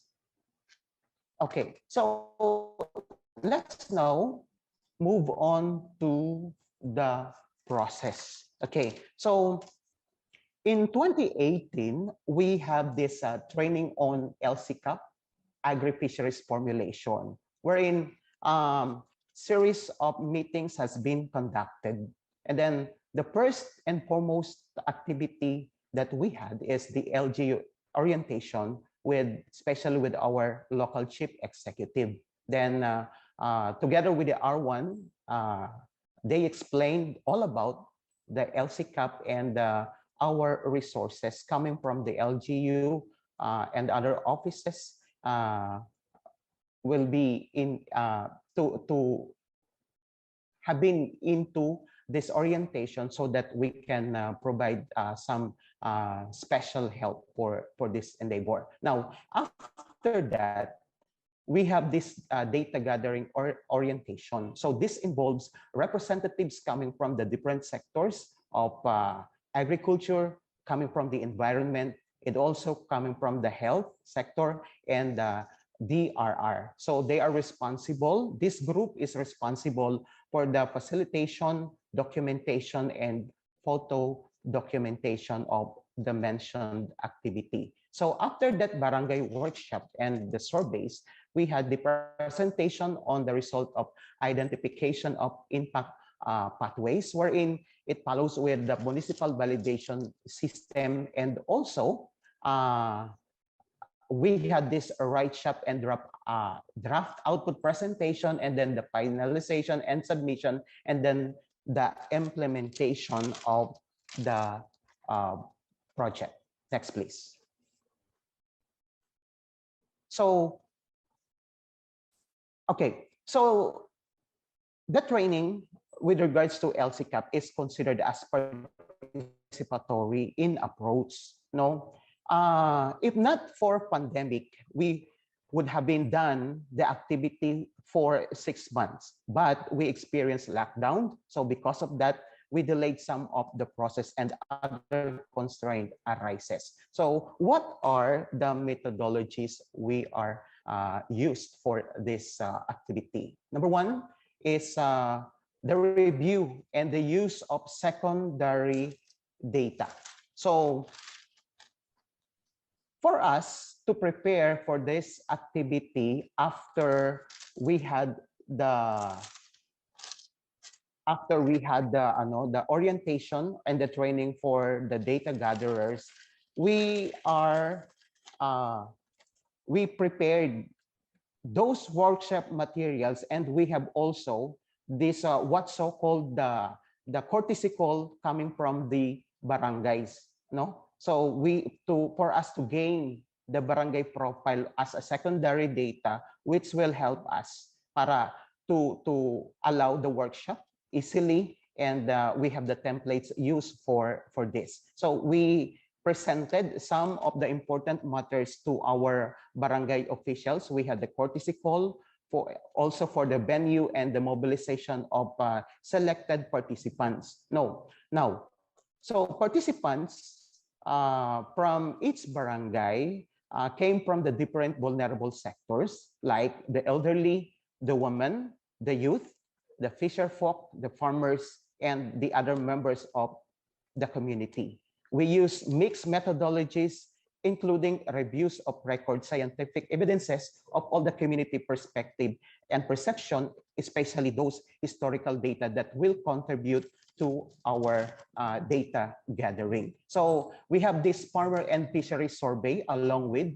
Then what is important here is the focus group discussion by each barangay, wherein the expert coming from them as representative coming from the vulnerable groups. So they shared a lot, especially those things happened to them for the previous time, and we come up with a clear understanding on the process of it. Then we have the sector for us to validate the activities coming from the barangay. And then we have also the municipal validation workshop together with the representative coming from different offices. Then also we come up with the right shop. Next, please. Okay, so these pictures gives us a clear illustration wherein our barangay's representative, the elderly, the women, the youth, and the other sectors from the community is really seriously participated in our activity. So we have a series of activities by conducting this, particularly the survey coming from them. Next.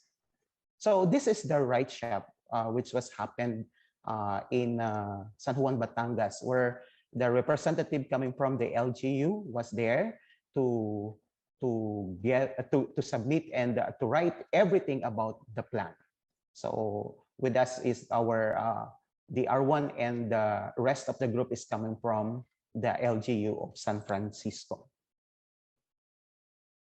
So in terms of our experiences, we had really hard time to devote in mobilizing the key sectors just to get the real information. For over the months of process, we shared everything, no, with our vulnerable groups until we reached the data needed for the workshop and write-shop. So these sectors and participants is really with us: the farmers, the fisher folks, the concerned barangay officials and constituents, the local government unit and their supports, and then the national governments. We have the Mines and Geosciences Bureau, that the National Fisheries Research and Development Institute, the oceanographer, Department of Environment and Natural Resources, the FieldRISE, and other agencies that contribute really for the attainment of this goal. Next, please. Okay, so these are the feedbacks, no? So here, this was coming from the different participants during our workshop, and they had time to get into, and then they shared a lot coming from them, so that our plan was able to come up with. Okay, next, please. Next. Okay, so how about in terms of sustainability?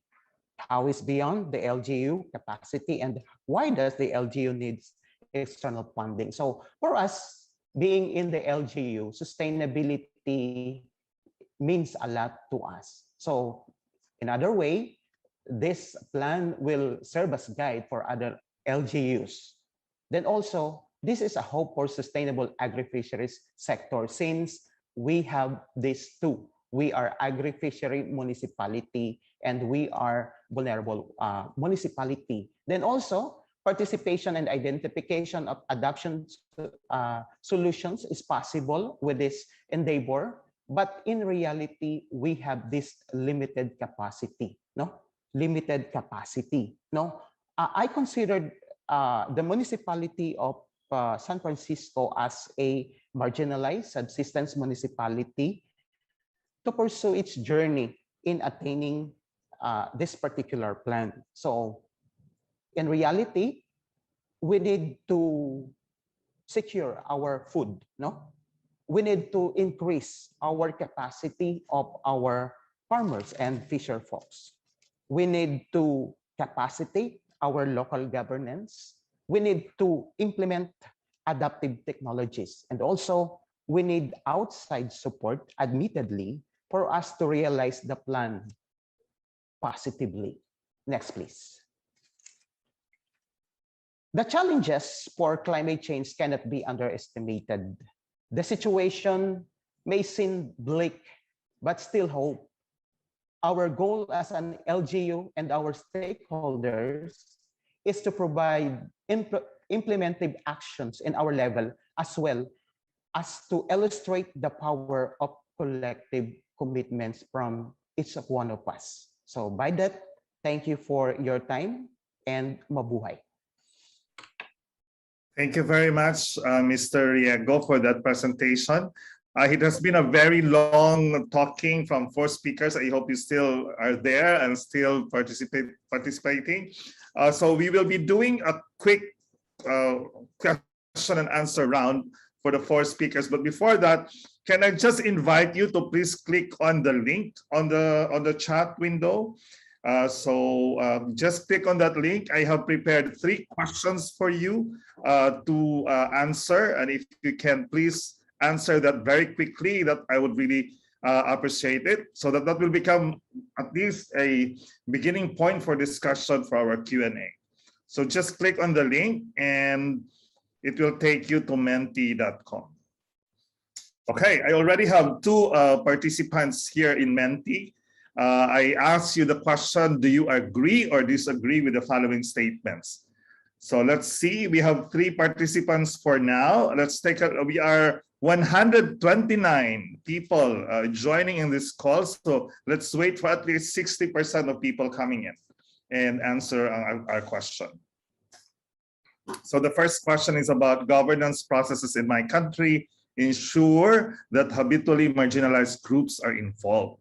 The next question is, in my context, women participate meaningfully in environmental governance. Then the last question is, where I live, indigenous people's rights to land and forest resources are respected. Okay, let's wait for more responses. And for those of you who have already answered the question, I would also like to invite you to prepare our questions now for our 4 speakers. We have Mr. Riego most recently. Then we also have Ms. Dibury and also Ms. Ntana, and also our first speaker, Mr. Martin. Representing this time 3 countries, right? We have Malaysia with Mr. Martin. We have Ms. Dibury and also Ms. Nitaya from Thailand. And finally, we have Mr. Riego from the Philippines. Okay. Okay, so I think this time now, so this is how it looks like. I think this time now I would like to request, not request, but rather invite Taufik, who is an advisor in the project Climate Smart and Land Use in the ASEAN, to be my co-moderator for this discussion. Looks like in the results of our poll now seems to be leaning towards the first statement, not so much sure on the second statement. On women participation, leaning towards the strongly agree side. For the third statement, we actually have that's leaning also towards the strongly agree side. Okay, can I invite our technical team to already pin the videos? I will stop sharing the screen now, and I would like the technical team to pin the videos of our 4 speakers on the screen so that we'll be able to start our quick Q&A. So Taufik, can you please join us also? Can we ask Randy also and Ms. Nitaya to also to turn their cameras on so that we'll be able to see the 4 of you and also be able to ask you the questions as well. Taufik? Hi, Michael. Can you hear me? Yes, we cannot see your camera actually. Oh. We can see you now. Okay, good.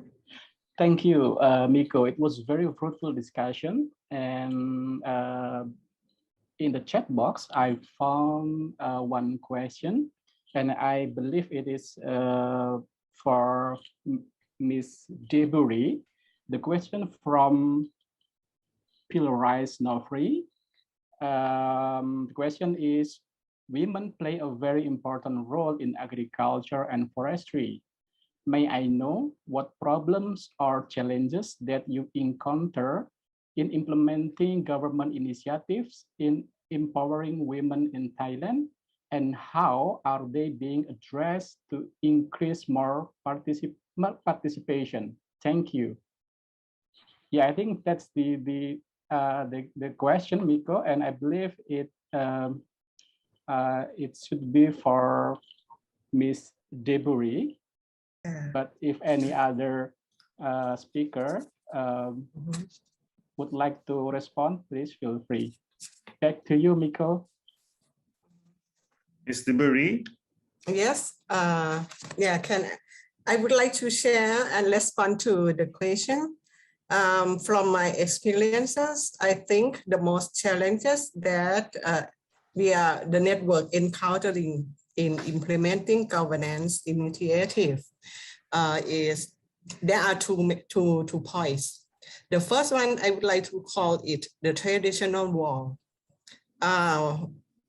It is once women leaders participate in working in the public area or to be a act as the women leaders, work with on the community forestry, and go outside the responsibility and role of women that are traditionally limited in their household area.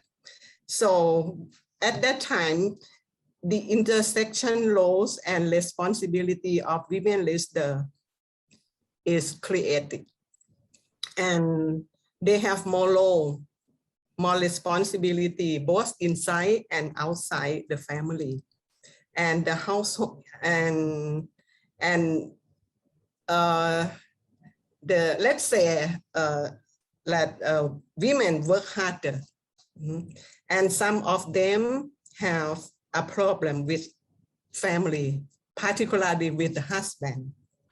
And we found that women in used to exchange that they have to divorce. So most of women who encounter such a problem will prioritize their traditional role.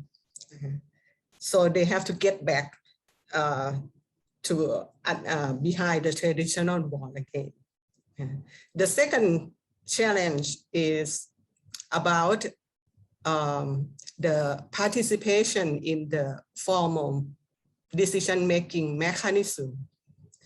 Although women, we already discussed about this before, that we think that although women are able to access, to be functioning in the formal decision-making mechanism, particularly in policy level or in the provincial level, but they need to have, we cannot ensure that they can work effectively. So they need to have the capacity building to know more on, like, for example, the policy or the laws that is very new in Thailand. And leadership and other skill that they need to, we have to create or develop the capacity building program. That is not just for grassroots women, but the capacity building program should be provided to the government official too. Thank you very much. Yeah, thank you very much, Ms. Diburi. I think the capacity building part has also been highlighted by Ms. Nitaya in her presentation. In the interest of time, I would like to ask the remaining panelists one question. And I would like you to briefly answer this question because you don't have so much time. So the common question that I would like to ask Mr. Randy, Ms. Nitaya, and Mr. Ricky is, based on your experience, what is the most effective strategy in ensuring that people's voices are actually heard in policy making, especially those of marginalized groups?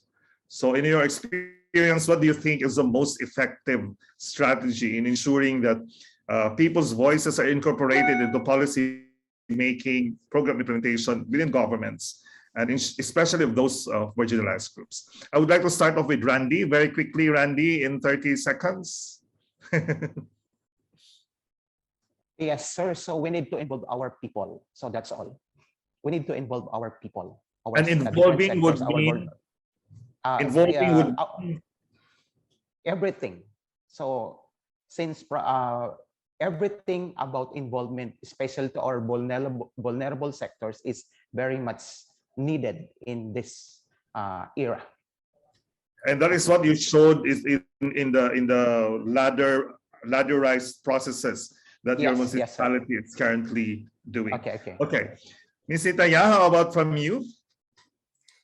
Yeah, as I mentioned before in my slide, that to be able to involve the indigenous people to have the effective involving in the decision making, the first thing is the capacity building for the peoples who will involve in the activities.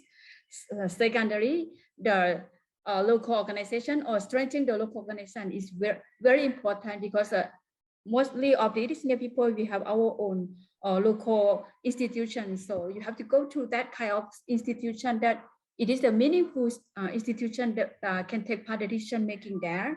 This is not leave somebody behind.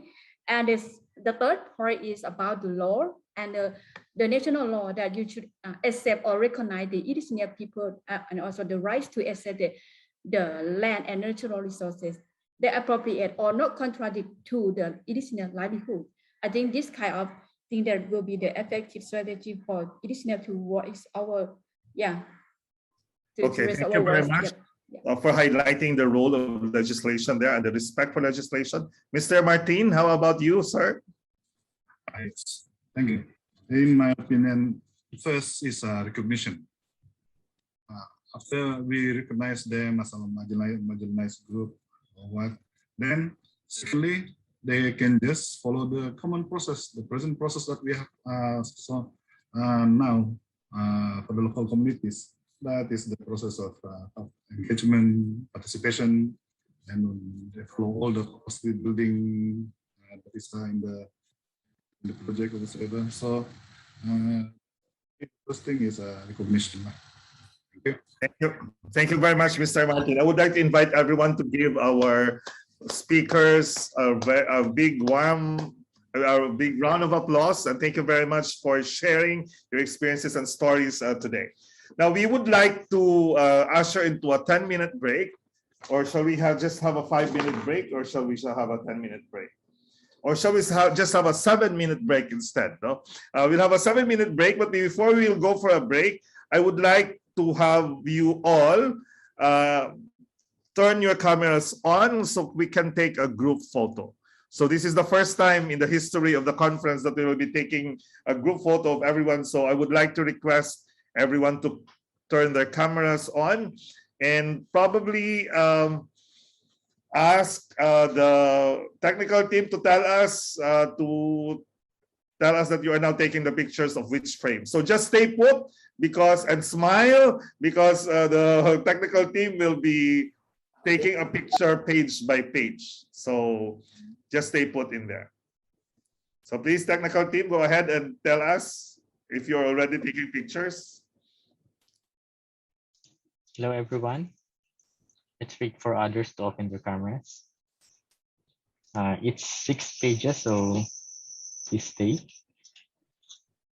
Okay, in the count of 3, 1, 2, 3. Okay, for the next page, 1, 2, 3. For the third page, 1, 2, 3. For the remaining 3 pages, they don't open their cameras, so that's it. Thank you very much, technical team. So we will be showing you a video.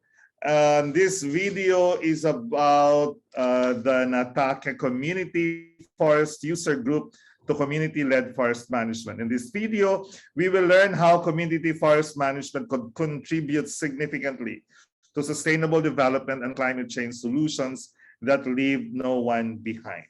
So it's 3:57 now. We will be reconvening at 4:05. So please be back at 4:05. Grab a coffee, a cup of coffee, take some light bites, go to the toilet or the restrooms, and be back in 7 minutes. Thank you very much, everyone, for your active participation to our opening plenary, and see you soon. And we will be having the parallel sessions in a bit. So technical team, can you show our videos now? This is the village of Natake. There are 70 households.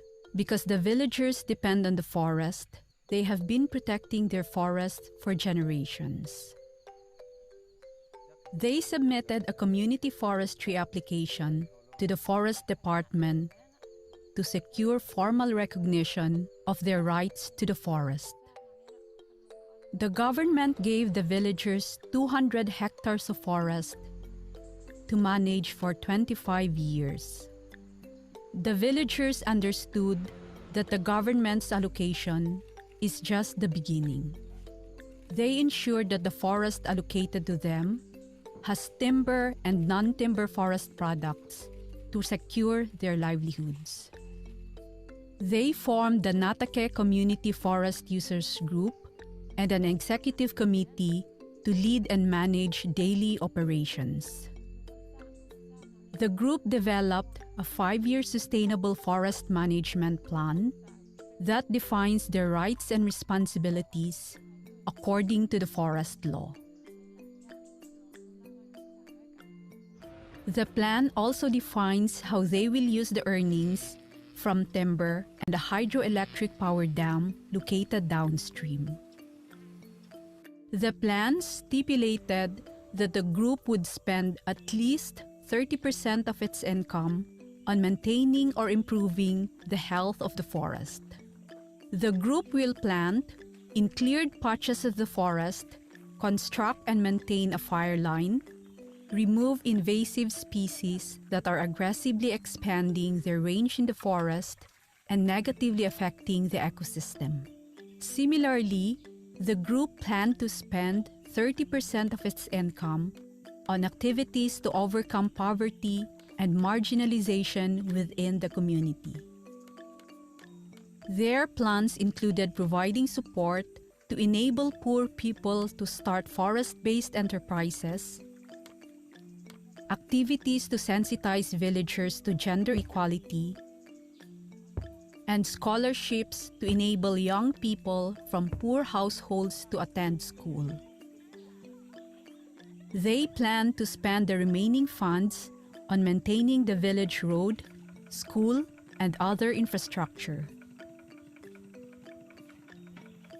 The Executive Committee proposed that implementation of the Annual Action Plan be guided by the 5-year Sustainable Development Plan. They discussed, revised, and endorsed the Annual Action Plan at a meeting of the General Assembly. The group monitored progress after the end of each fiscal year. The Executive Committee met at least once a month to review implementation of the action plan, make adjustments accordingly, and prepare for general meetings. Community forestry is more than a piece of land allocated to local communities. It is an approach and a process that takes time to build and develop. This is the village of Natake. There are 70 households. Because the villagers depend on the forest, they have been protecting their forest for generations. They submitted a community forestry application to the Forest Department to secure formal recognition of their rights to the forest. The government gave the villagers 200 hectares of forest to manage for 25 years. The villagers understood that the government's allocation is just the beginning. They ensured that the forest allocated to them has timber and non-timber forest products to secure their livelihoods. They formed the Natake Community Forest Users Group and an executive committee to lead and manage daily operations. The group developed a 5-year sustainable forest management plan that defines their rights and responsibilities according to the forest law. The plan also defines how they will use the earnings from timber and a hydroelectric power dam located downstream. The plan stipulated that the group would spend at least 30% of its income on maintaining or improving the health of the forest. The group will plant in cleared patches of the forest, construct and maintain a fire line, remove invasive species that are aggressively expanding their range in the forest and negatively affecting the ecosystem. Similarly, the group planned to spend 30% of its income on activities to overcome poverty and marginalization within the community. Their plans included providing support to enable poor people to start forest-based enterprises, activities to sensitize villagers to gender equality, and scholarships to enable young people from poor households to attend school. They plan to spend the remaining funds on maintaining the village road, school, and other infrastructure. The Executive Committee proposed that implementation of the Annual Action Plan be guided by the 5-year Sustainable Development Plan. They discussed, revised, and endorsed the Annual Action Plan at a meeting of the General Assembly. The group monitored progress after the end of each fiscal year. The Executive Committee met at least once a month to review implementation of the action plan, make adjustments accordingly, and prepare for general meetings. Okay, welcome back, everyone. Welcome back. I hope that the quick break gave you an opportunity to reflect on the many learning points raised during the opening plenary this afternoon. So we're supposed to go directly to the parallel sessions. Unfortunately, we still need to listen to a 15-minute intervention from a 15-minute intervention before the parallel sessions. I hope that's all right with you. And that means to say, because we're around actually 15 minutes over time, that means to say that we will be, instead of ending around 5:30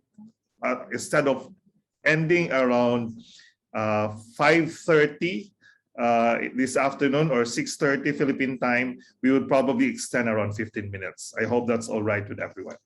So we have two speakers joining us today to discuss the ASEAN policy framework related to the needs and capacities of local communities and marginalized stakeholders.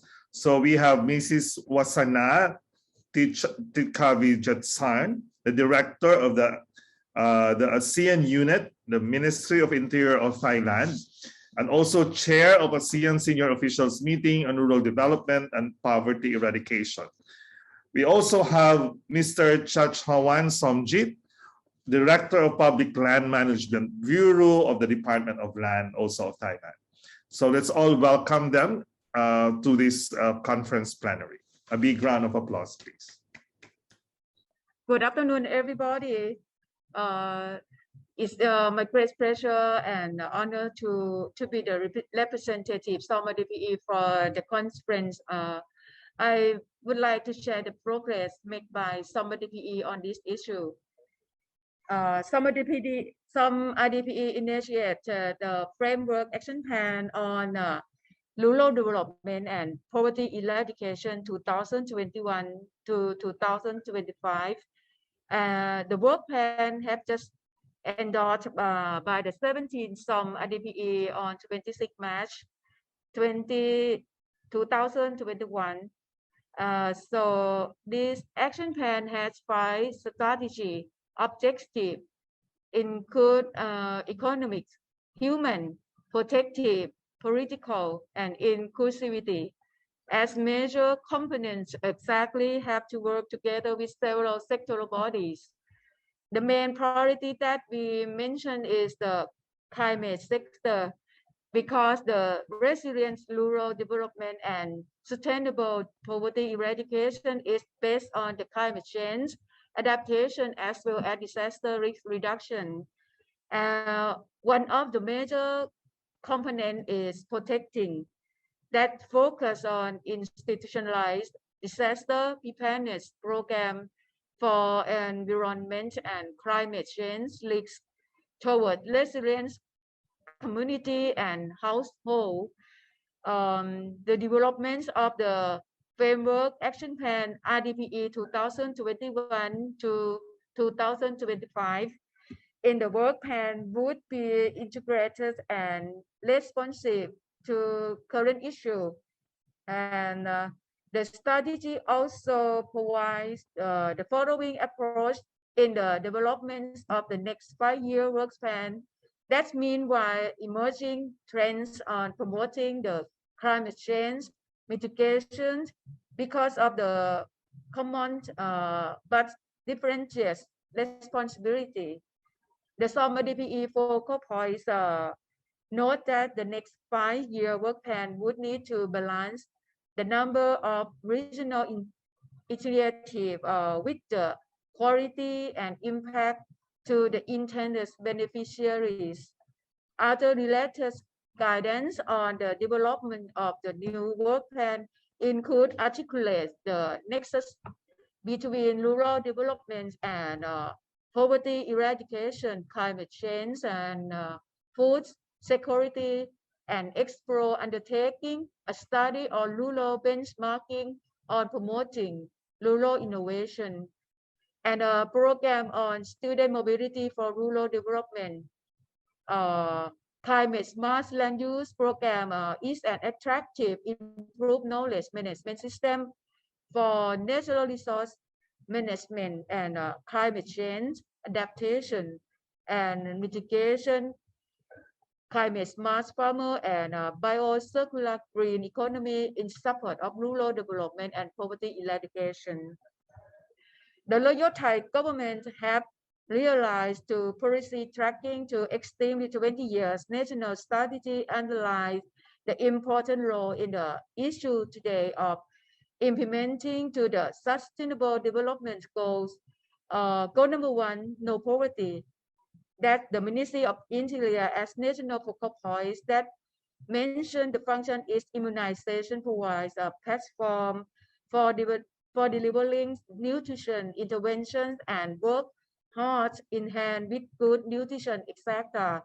So according to the goal number 11, sustainable city and communities, make city and human settlements inclusive, safe, resilient, and sustainable. Another issue under SDG that we have never forget to concern is goal 13, climate action. Take urgent action to combat with climate change. Those policies have been attempted to put in place due to the impact of COVID-19 pandemic, which had exacted devastating health and economic consequences worldwide.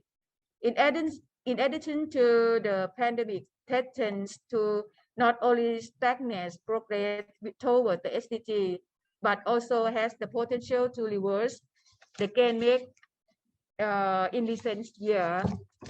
To emphasizing this principle with a clear goal, everyone will have seen the climate change adaptation and mitigation under climate smart land use, which is a key mechanism to ASEAN has achieved a distinctive, sustainable, and resilience on communities development and safer as well.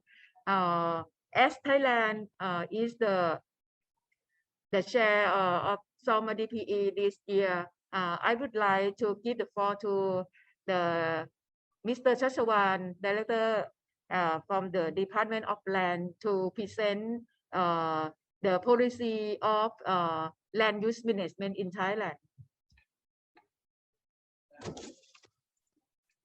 Thank you. Thank you very much, Mrs. Tichavidy's time. I hope I pronounced that correctly. We will now proceed to the contribution of Mr. Chachawan Somjit. Members, speaker, and participants. I am Chachawan Somjit, Director of Public Land Management for Department of Land, Thailand. Ladies and gentlemen, good afternoon to you all. I am most honored and delighted to have the privilege to be speaker on the Asian Conference on Policy and Government of Climate Change Smart Land Use. First of all, I wish to send my homage to all of the distinguished members, and I hope that you will have here substantial and fruitful and informative session during this meeting. Ladies and gentlemen, due to poverty and due to the poverty problem of the people, they have no land for livelihoods, thus they have to highland and those public brand which leads to social, economic, and political problem and conflict between people with government official even chose. We have several policies and land management with the specialized in law various agency was lack of education among government agencies. Information, price line, and unity in country, supervising and managing land used in the same direction with classes directing in solving problem, including during inequality in land tenure. In consequence, Thai government has led a national strategy of establishing of diversity and social equality and national land policy committee and for strategic policy and planning on national land management in order to solve the problem, the people problem. And social equality with the corrected real agency considered by Ministry of Interior. Ministry of National Resources and Environment and Ministry of Agriculture and Cooperative. This committee will select public land parcel with state where the minimum test or bettest land for livelihood and natural utilization of the people.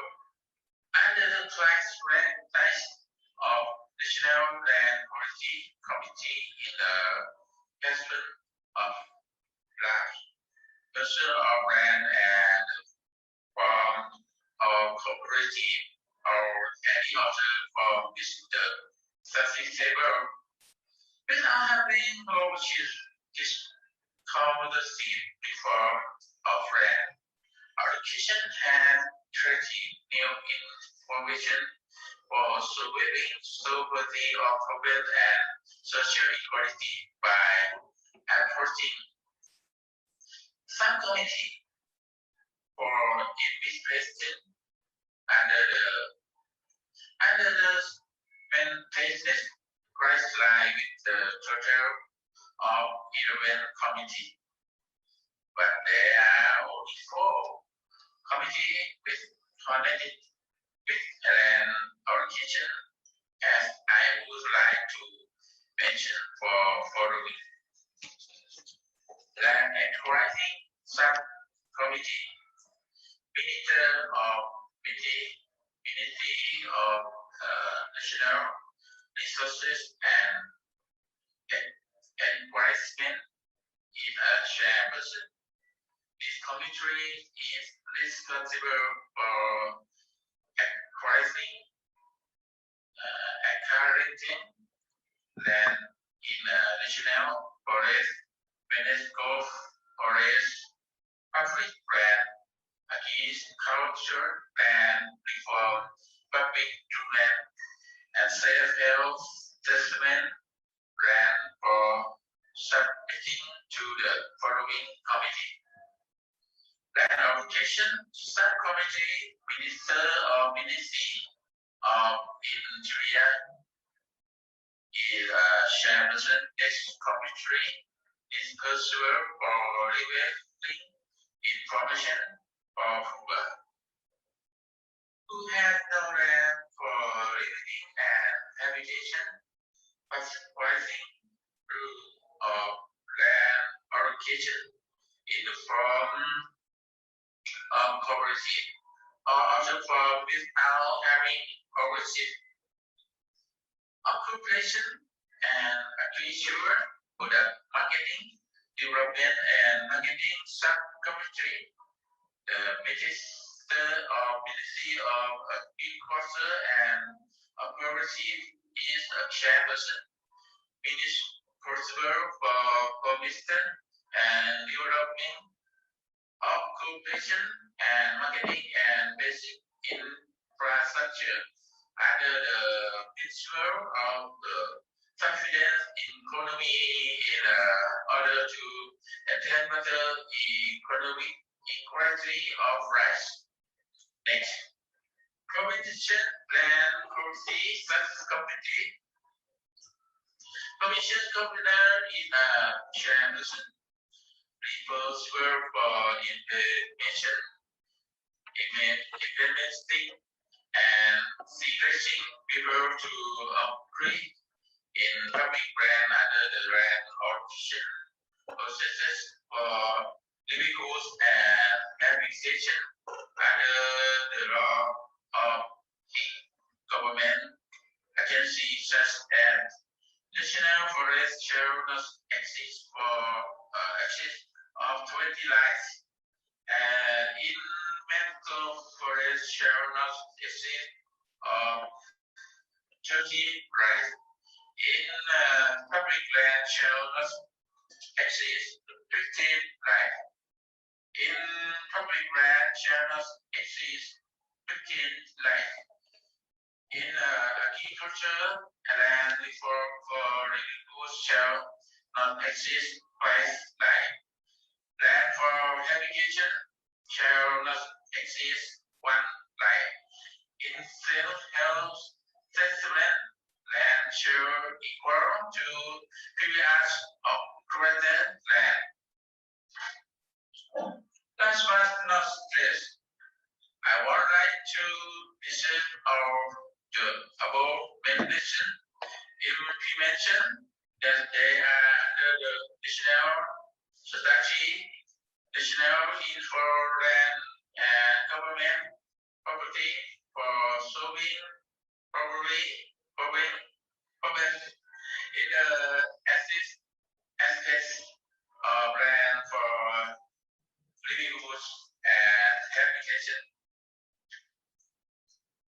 This comprehensive reform of land allocation and skills innovation for solving problem and social inequality of people who occupy land in national forest, municipal forest, public land, agriculture, land for public domain, and self-help settlement land, so as to they will have land for livelihood, but without ownership in order to distribute to possibly rights to the people which call for this government policy of leadership social in equitable and creating solidarity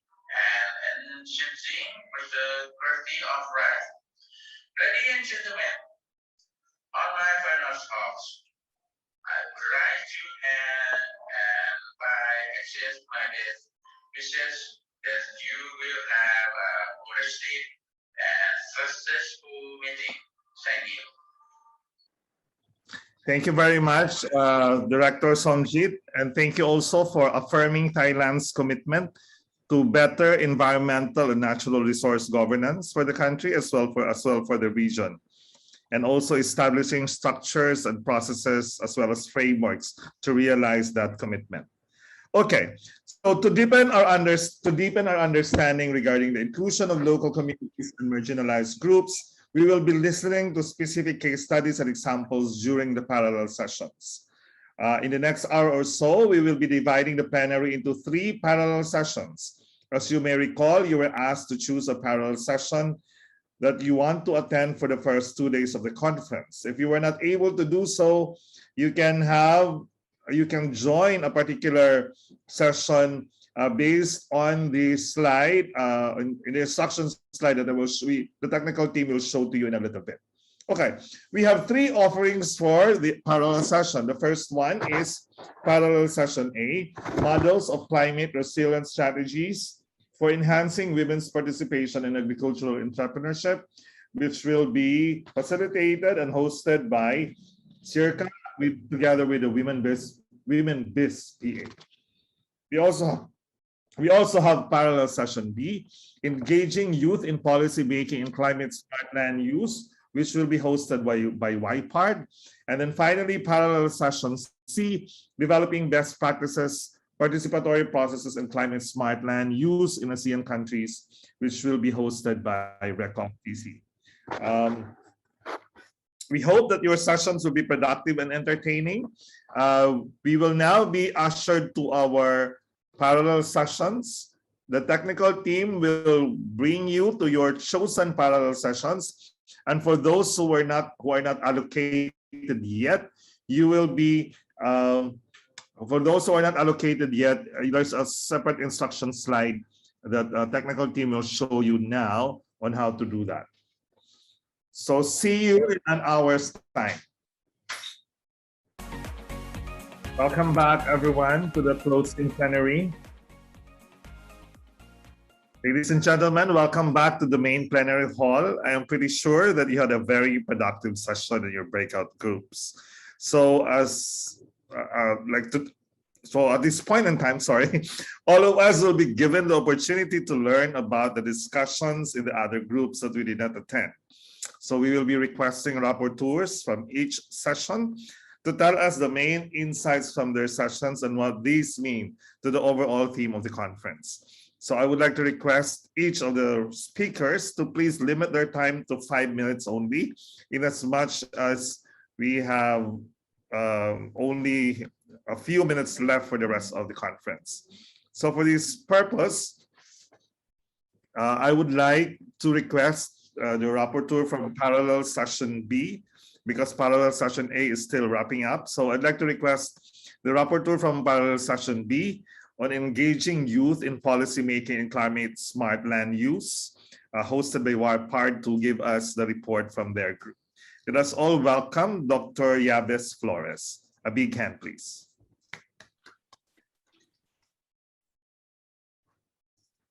Hello, good afternoon. Can you hear me? Yes, sir. Loud and clear. Okay. Okay, our session is about engaging youth in policymaking and climate smart land use. And our speakers were Dr. Victor Dizon Jr., a graduate of UPLB, and Miss Rosemary Arreglado, a project staff, researcher, a young scientist from Project Sarai in the School of Environmental Science and Management, also in UPLB. Now, the talks revolved around the use of ICT and technologies, particularly for Dr. Victor. He talked about the use of drones by the youth or young researchers in contributing data to their local communities for decision support and policy making. On the other hand, RM did not just tackle drones, though their project also used drone technology. They use satellite images as well, and GIS and apps, and conducted various capacity building workshops all over the country for farmers to be empowered to use technology in their decision making. So our plenary session revolved around those two topics, and how they both encouraged that the youth will be able to have some leverage, because they are the ones who are more adapted in learning these technologies and also teaching these technologies, and also communicating the use of these technologies to policymakers. So these are the two things that the two speakers talked about. And they also talked about actual results of the use of these technologies. So an example is, for Dr. Victor, they had farm tourism development and training from TESDA and policy support and institutionalization for agroforestry as well as conservation farming. And for Ms. RM, they were able to launch several programs and apps like Bantay Saray on Android. And they emphasized that most of the team members of Saray are young researchers. So the overall message of these two speakers is a breath of fresh air to us, because we know that more and more youth are finding that agriculture is a really good industry to work in, and also these technologies will also address food security and climate change. So with that, I'm thankful for the opportunity for letting YPARD participate in this conference. Thank you very much. Thank you very much, Dr. Yabes, and also thank you very much for keeping it to time. So I hope you were also able to discuss the challenges of the challenges of the digital divide, which is also actually experienced by several of young people also in this country. But I think that will be for a later discussion or another forum, perhaps. Now, I would like to request the reporter for parallel session C to tell us what transpired in the discussions from the group developing best practices, participatory processes, and climate smart land use in ASEAN countries. Mr. Lok Sapkota, can you please tell us? Let's give him a warm welcome. Thank you and good afternoon. Can you hear me? Yes, we can hear you. Okay. Yeah, I'm Lok Sapkota from RECAFT, and I'm going to share the summary from the parallel session C, developing best practices, participatory processes in climate smart land use in ASEAN countries. The objective of our parallel session was to highlight the impacts or outcomes of inclusive participatory making in regard to promotion and adoption of climate smart land use approaches in the ASEAN region. We had 3 speakers to do so.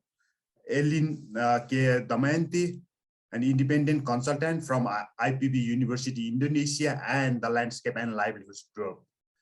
Plai Pirom, Sustainability Manager at WWF Thailand, and Chang Hong, Florist Project Coordinator at RECAFT.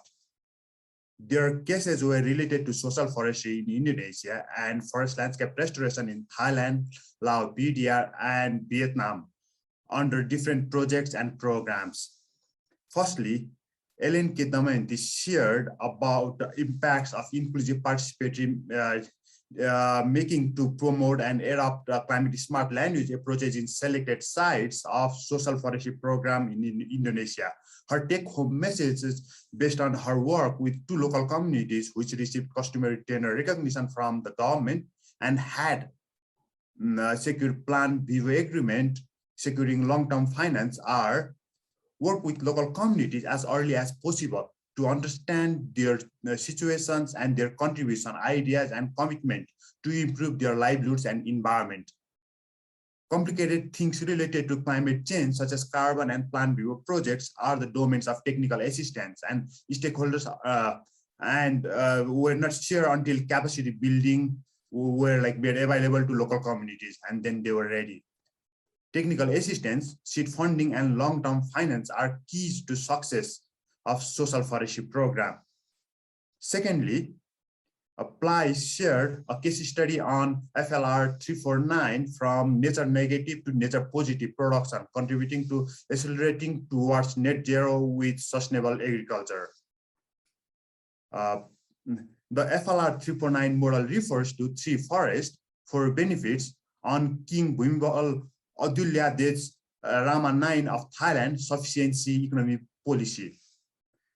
Based on their forest landscape restoration model on the North Thailand, which faces degradation due to monoculture of maize in slope and deforested area, he shared the model generated 40% more income for farmers, and that 1 Thai baht provided social return of benefits equivalent to 8.4 Thai baht to farmers, network and partners, restaurant and vendors, and government in a multiple ways. That included increased household income, reduced organic produce procurement cost, and improved consumer health, decreased burden of healthcare and carbon sequestration. Finally, Chang shared insights from the field on participatory land use planning in Lao PDR, which is also known as PLOP, and forest land allocation in Vietnam, which is also known as FLA. She shared how her florist project supported PLOP process in Lao PDR and the FLA process in Vietnam, and how can the lessons from the field inform policy-making process at national and regional level.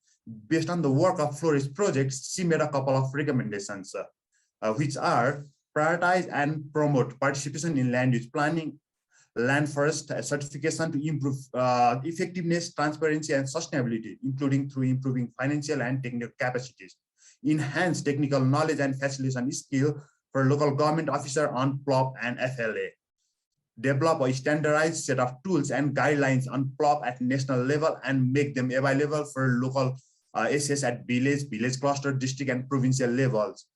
Consider a holistic approach in land use planning that integrates other socioeconomic data and climate change. Those sharing were followed by an interesting question and answer, which however was brief due to lack of time.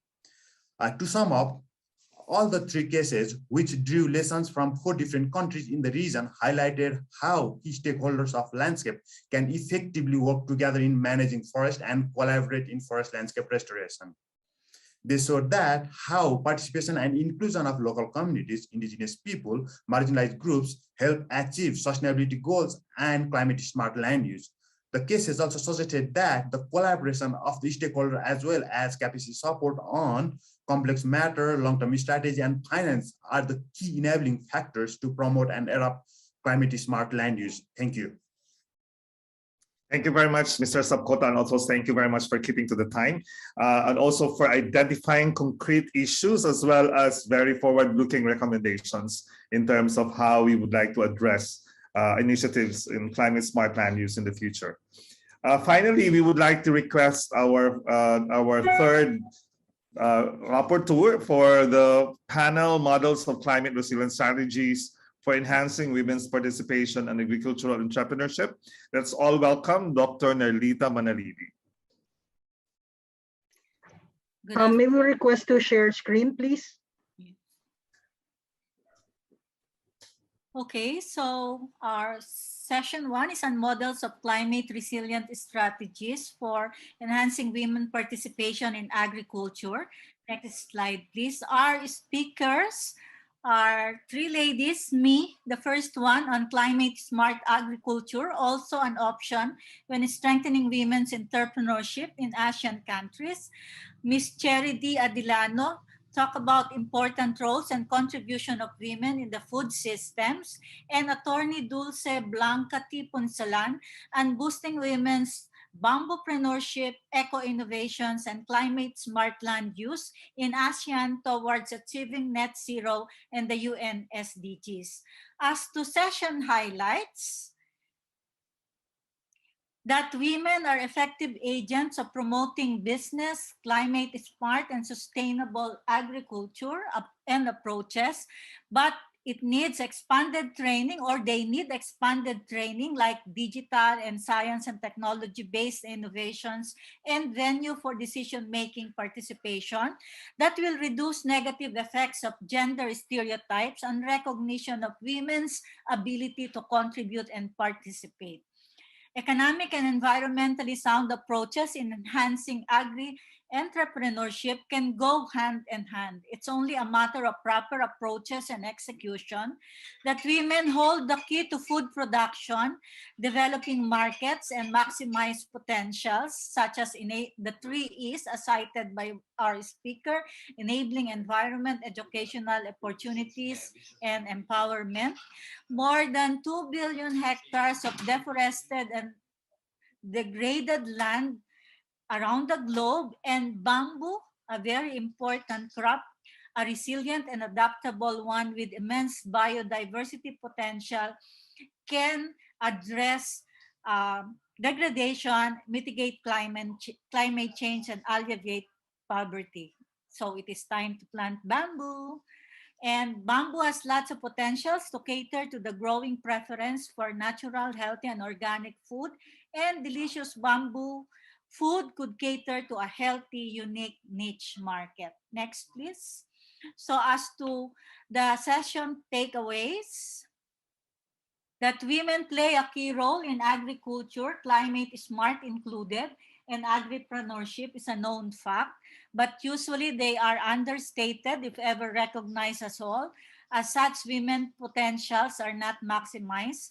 Experiences have shown also that they contribute to agriculture and food systems resilience, but more so if they are supported as follows: training, enhanced knowledge and information, voices are heard, and venue to participate are provided. Policies, programs, and platforms to enhance participation in decision-making initiatives. Also unlocking opportunities for entrepreneurship, digital innovations, business applications, responsive investment in agriculture, and value adding. Enhancing access to financial support to invest in more resilience-enhancing activities. All this hopefully leading to reduction in negative impacts of stereotype views on women, and that delimits their opportunities to contribute and make a difference. We need to look for more economic and environmentally sound approaches in enhancing agripreneurship, as they can go hand in hand. It's only a matter of proper approaches and execution. Take the case of bamboo with the potential in addressing global land degradation, yet offers lots of economically viable and healthy products. Multi-level governance is needed not only for women to be heard, recognized, but also to create opportunities to engage them in policy making, as given the proper exposure and training, they could very well excel in this. Thank you. Thank you very much, Dr. Manalili, for the very comprehensive and also very informative, insightful report from the session. Thank you very much. We also would like to thank all the session moderators, speakers, as well as the session hosts, more particularly the organizations Women Biz PH, YPARD, and also RECOF TC, as well as also SEARCA for also joining the first parallel session. Now, we will now be given an update about an important regional policy process which is currently being facilitated by ASEAN CRN, the development of the third volume of the ASEAN Guidelines on the Promotion of Climate-Smart Agricultural Practices. The ASEAN CSA Guidelines Volumes 1, 2, and soon 3 provide a useful reference point for ASEAN member states when developing their national and local programs for promoting climate resilient and climate friendly approaches to agriculture.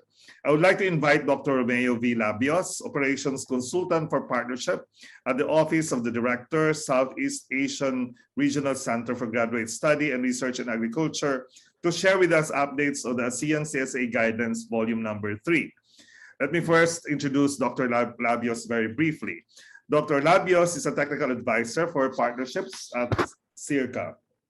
Prior to joining SEARCA in February 2020, he was consultant to 8 ERI projects from 2007 to 2014 and 2018 to 2020. Before ERI, he was a university researcher and affiliate faculty at the Agricultural Systems Institute at the College of Agriculture at the University of the Philippines at Los Baños from 1980 to 2014. He was conferred as Scientist 1 rank Scientific Career System by the Civil Service Commission and the National Academy of Science and Technology, the Department of Science and Technology in the Philippines in 2013. Over to you, Dr. Romy. Thank you, Michael, for your kind introduction. Can I share my slides now? Let's share screen yet.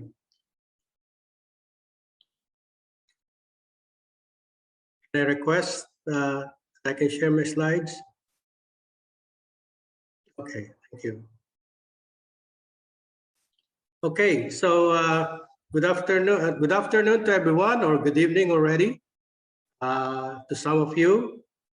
On behalf of the technical team and research team of these guidelines, I will be presenting to you today the updates of the third volume of the ASEAN guidelines for the promotion and adoption of climate smart agriculture.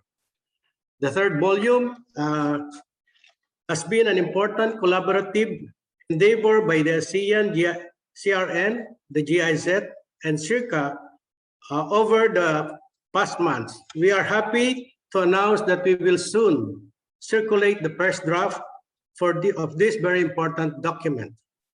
In this presentation, we are happy. I will give an overview of the development process and contents of the third volume. Let me also recognize the technical and research team from SEARCA behind this document, including Elson Galang, Dr. Pedris Horacio, Donna Malayang, Ana Valles, and Roselia Pitan, as well as from GIZ, Ms. Hannah Reuter and Ms. Safira Mechara. Next slide, please. Okay, this conference highlights the importance of policy and governance to achieve the full potential of climate smart land use. Throughout the sessions yesterday, we have heard how the multi-level governance across local communities, national and ASEAN, play key roles for the promotion and adoption of climate smart practices and technologies. And today, this afternoon, we heard more about inclusive and participatory policy making for the promotion and adoption of climate smart technologies and approaches. ASEAN guidelines have been a critical tool in bringing forward the ASEAN agriculture, forestry, food security agenda down to the ASEAN member states. These guidelines allow ASEAN member states to streamline their national policies and governance and share regional goals and eventually outcomes. Among of which is the ASEAN Guidelines for Climate Smart Agriculture, which since is in 2015 have already released 2 volumes. Each volume presents various successful CSA practices that were deemed relevant and scalable across the region. Among of which is the ASEAN Guidelines for Climate Smart Agriculture. So each volume presents various successful approaches that were deemed relevant and scalable across the region. So next slide, please. The question now is why there's a need for Volume 3. Volume 3 is being developed as a response to the ASEAN Comprehensive Recovery Framework, which enshrines CSA as a key approach for a sustainable COVID-19 recovery. What are the objectives of the CSA Volume 3? It provides tangible guidance on promotion, adoption, and upscaling of CSA approaches through guidance to prioritize CSA approaches for implementation. Also through principles for the promotion and adoption of CSA practices in ASEAN member states. Complementing the registry of CSA practices, highlighting those implemented at systems level and were found responsive to the impacts of COVID-19. Next slide, please. To capture these objectives, the third volume is consistent of 4 chapters, and these chapters were informed by a series of regional workshops. The first workshop was done on July 7, 2021, and the second workshop was conducted on September 23, 2021. In addition, regional survey and regional learning events were implemented as well. It is further complemented with expert consultations, key informant interviews, and desk reviews. The third chapter also included collaborative writing with various ASEAN member states institutions. Next slide, please. There is a need to have a systematic approach in prioritizing the known CSA approaches for better adaptation and mitigation planning of climate change related programs at scale. So this stepwise process suggests to the ASEAN member states a promotion adoption process. It begins with identification and inventory of available CSA approaches that are particular for particular scale in a certain area. Another example, this can be obtained from volume 1 and 2 of CSA volume 1 and 2 that was mentioned a while ago, and also from CSA compendium, like that from the Vietnam and the Philippines. The next question is, what assessment indicators are needed to prioritize these set numbers of CSA and approaches? Let's say if you have 5 or 10 CSA approaches to choose. To do that, these CSA practices will have to undergo a participatory prioritization process. And in this case, there will be 5 sets of indicators, which I'm going to present in the next slides. The result will be a prioritized CSA, list of prioritized CSA practices that the ASEAN member states can now use. But the next question now is how these prioritized CSA practices and approaches will be implemented at scale in the AMS selected sites or sites. The 5 suggested principles here to include creating scales, availability and access to CSA financing, educating procedures and consumers, digitalization and policy governance will be used. Please note that the implementation must be coupled with monitoring and evaluation, result-based monitoring and evaluation system that can provide an important adoption insights to showcase the successful CSA practices and approaches. That may help the communities cope with the impacts of the pandemic. This is an important contribution to the goals of the ASEAN Comprehensive Recovery Framework. Through this process, national policies and programs in the ASEAN member states can be reviewed, created, or institutionalized to enhance the adoption. Next slide, please. The first chapter outlines the participatory approach that allows diverse stakeholders to prioritize CSA approaches based on various indicators. It is specifically, it answers the question, which CSA approach should I include or use or implement? And these indicators include 1, contribution to the pillars of CSA, 2, implementation feasibility, 3, adoption of facilitating factors, 4, incentive mechanisms, and 5, key implementation player.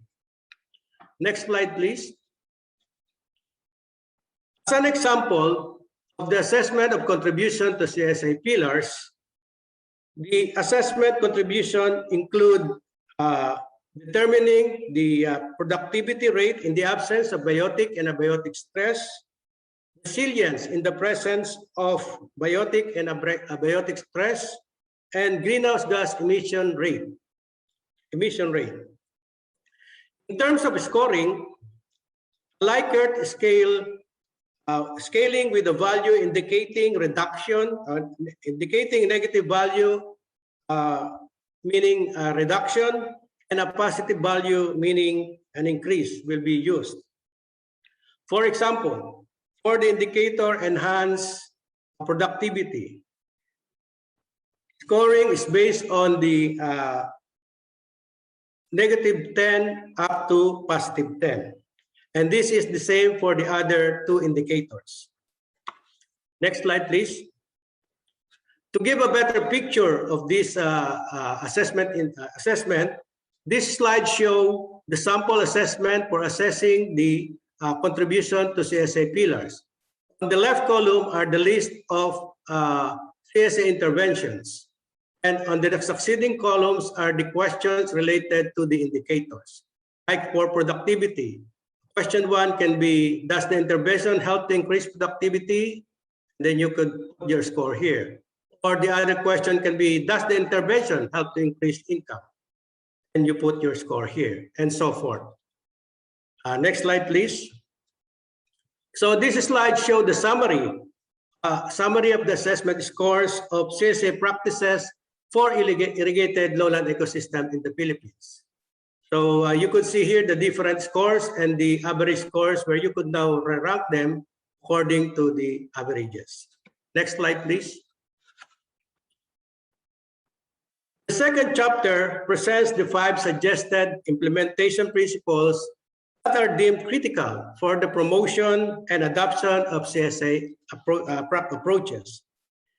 Specifically, this chapter answers the questions, how can we better promote and adopt CSA approaches?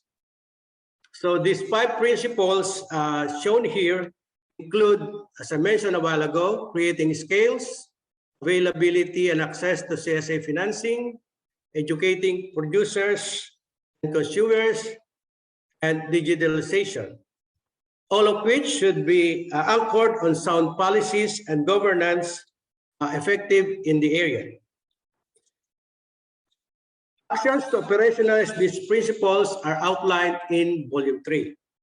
We also emphasize the importance of monitoring and evaluation of these principles and not just the actions of each principle. Next slide, please. So this third chapter is a collaborative chapter with various institutions from partner AMS, which presents the 4 CSA approaches. These include the Climate Smart Village, co-written with the International Institute for Rural Reconstruction, Direct Seeded Rice System, co-written with the Philippine Rice Institute of the Department of Agriculture, as well as the GDA of Cambodia. The Climate Resilient Tilapia Farming with the Philippine Bureau of Fisheries and Aquatic Resources of the Philippine Department of Agriculture, and then the Low Emission Production System with the Indonesian Center for Animal Research and Development and Indonesian Research Institute for Animal Production of the Ministry of Agriculture of Indonesia. Next slide, please. Now, what will be the next steps? Among the next steps for this draft 0 will be reviewed by different sectoral bodies from the food, agriculture, and forestry sectors, from the field of climate change and rural development. It will be revised accordingly by the technical and research team, and then undergo the final review by the ASEAN, CRN, and 8TW Guard. After some revisions, the draft will be submitted for endorsement to SOM AMAF. Next slide, please. And this is my last slides. Thank you very much for your attention. Good evening. Thank you very much, Dr. Romy, and thank you also for telling us of the development process of the ASEAN guidelines. Looking forward to the finalization of the guidance, and also looking forward to our participants diving deeper into its content. So thank you very much, everyone. I apologize that we are running over time because primarily we had 2 sessions from yesterday that are carried over today because of the problems that we had with MS Teams yesterday. And thank you for staying on. We had 122 at the beginning of this session today. Well, at the beginning of the conference today, we are having 72 up until now. I think that's a good indicator that people are actually hanging on. So thank you very much to all the speakers, to the technical team, the documenters, and to all of you for attending the 2nd day of the ASEAN Conference on Policy and Governance for Climate Smart Land Use. We hope you had an exciting here at the conference today, and we look forward to seeing you again tomorrow. By the way, tomorrow's discussion is a fascinating one as it looks into the dynamics and opportunities for private investments in climate smart land use. So please don't miss it. You will enjoy and learn so much from it, and that's a promise. So do come back tomorrow, everyone. In the meantime, have a good night ahead. See you tomorrow, same time, Same Zoom link. Please do not get lost to the MS Teams. Go directly to the Zoom link that we sent to you through your emails, through your registered emails. Thank you very much, everyone, and have a good night.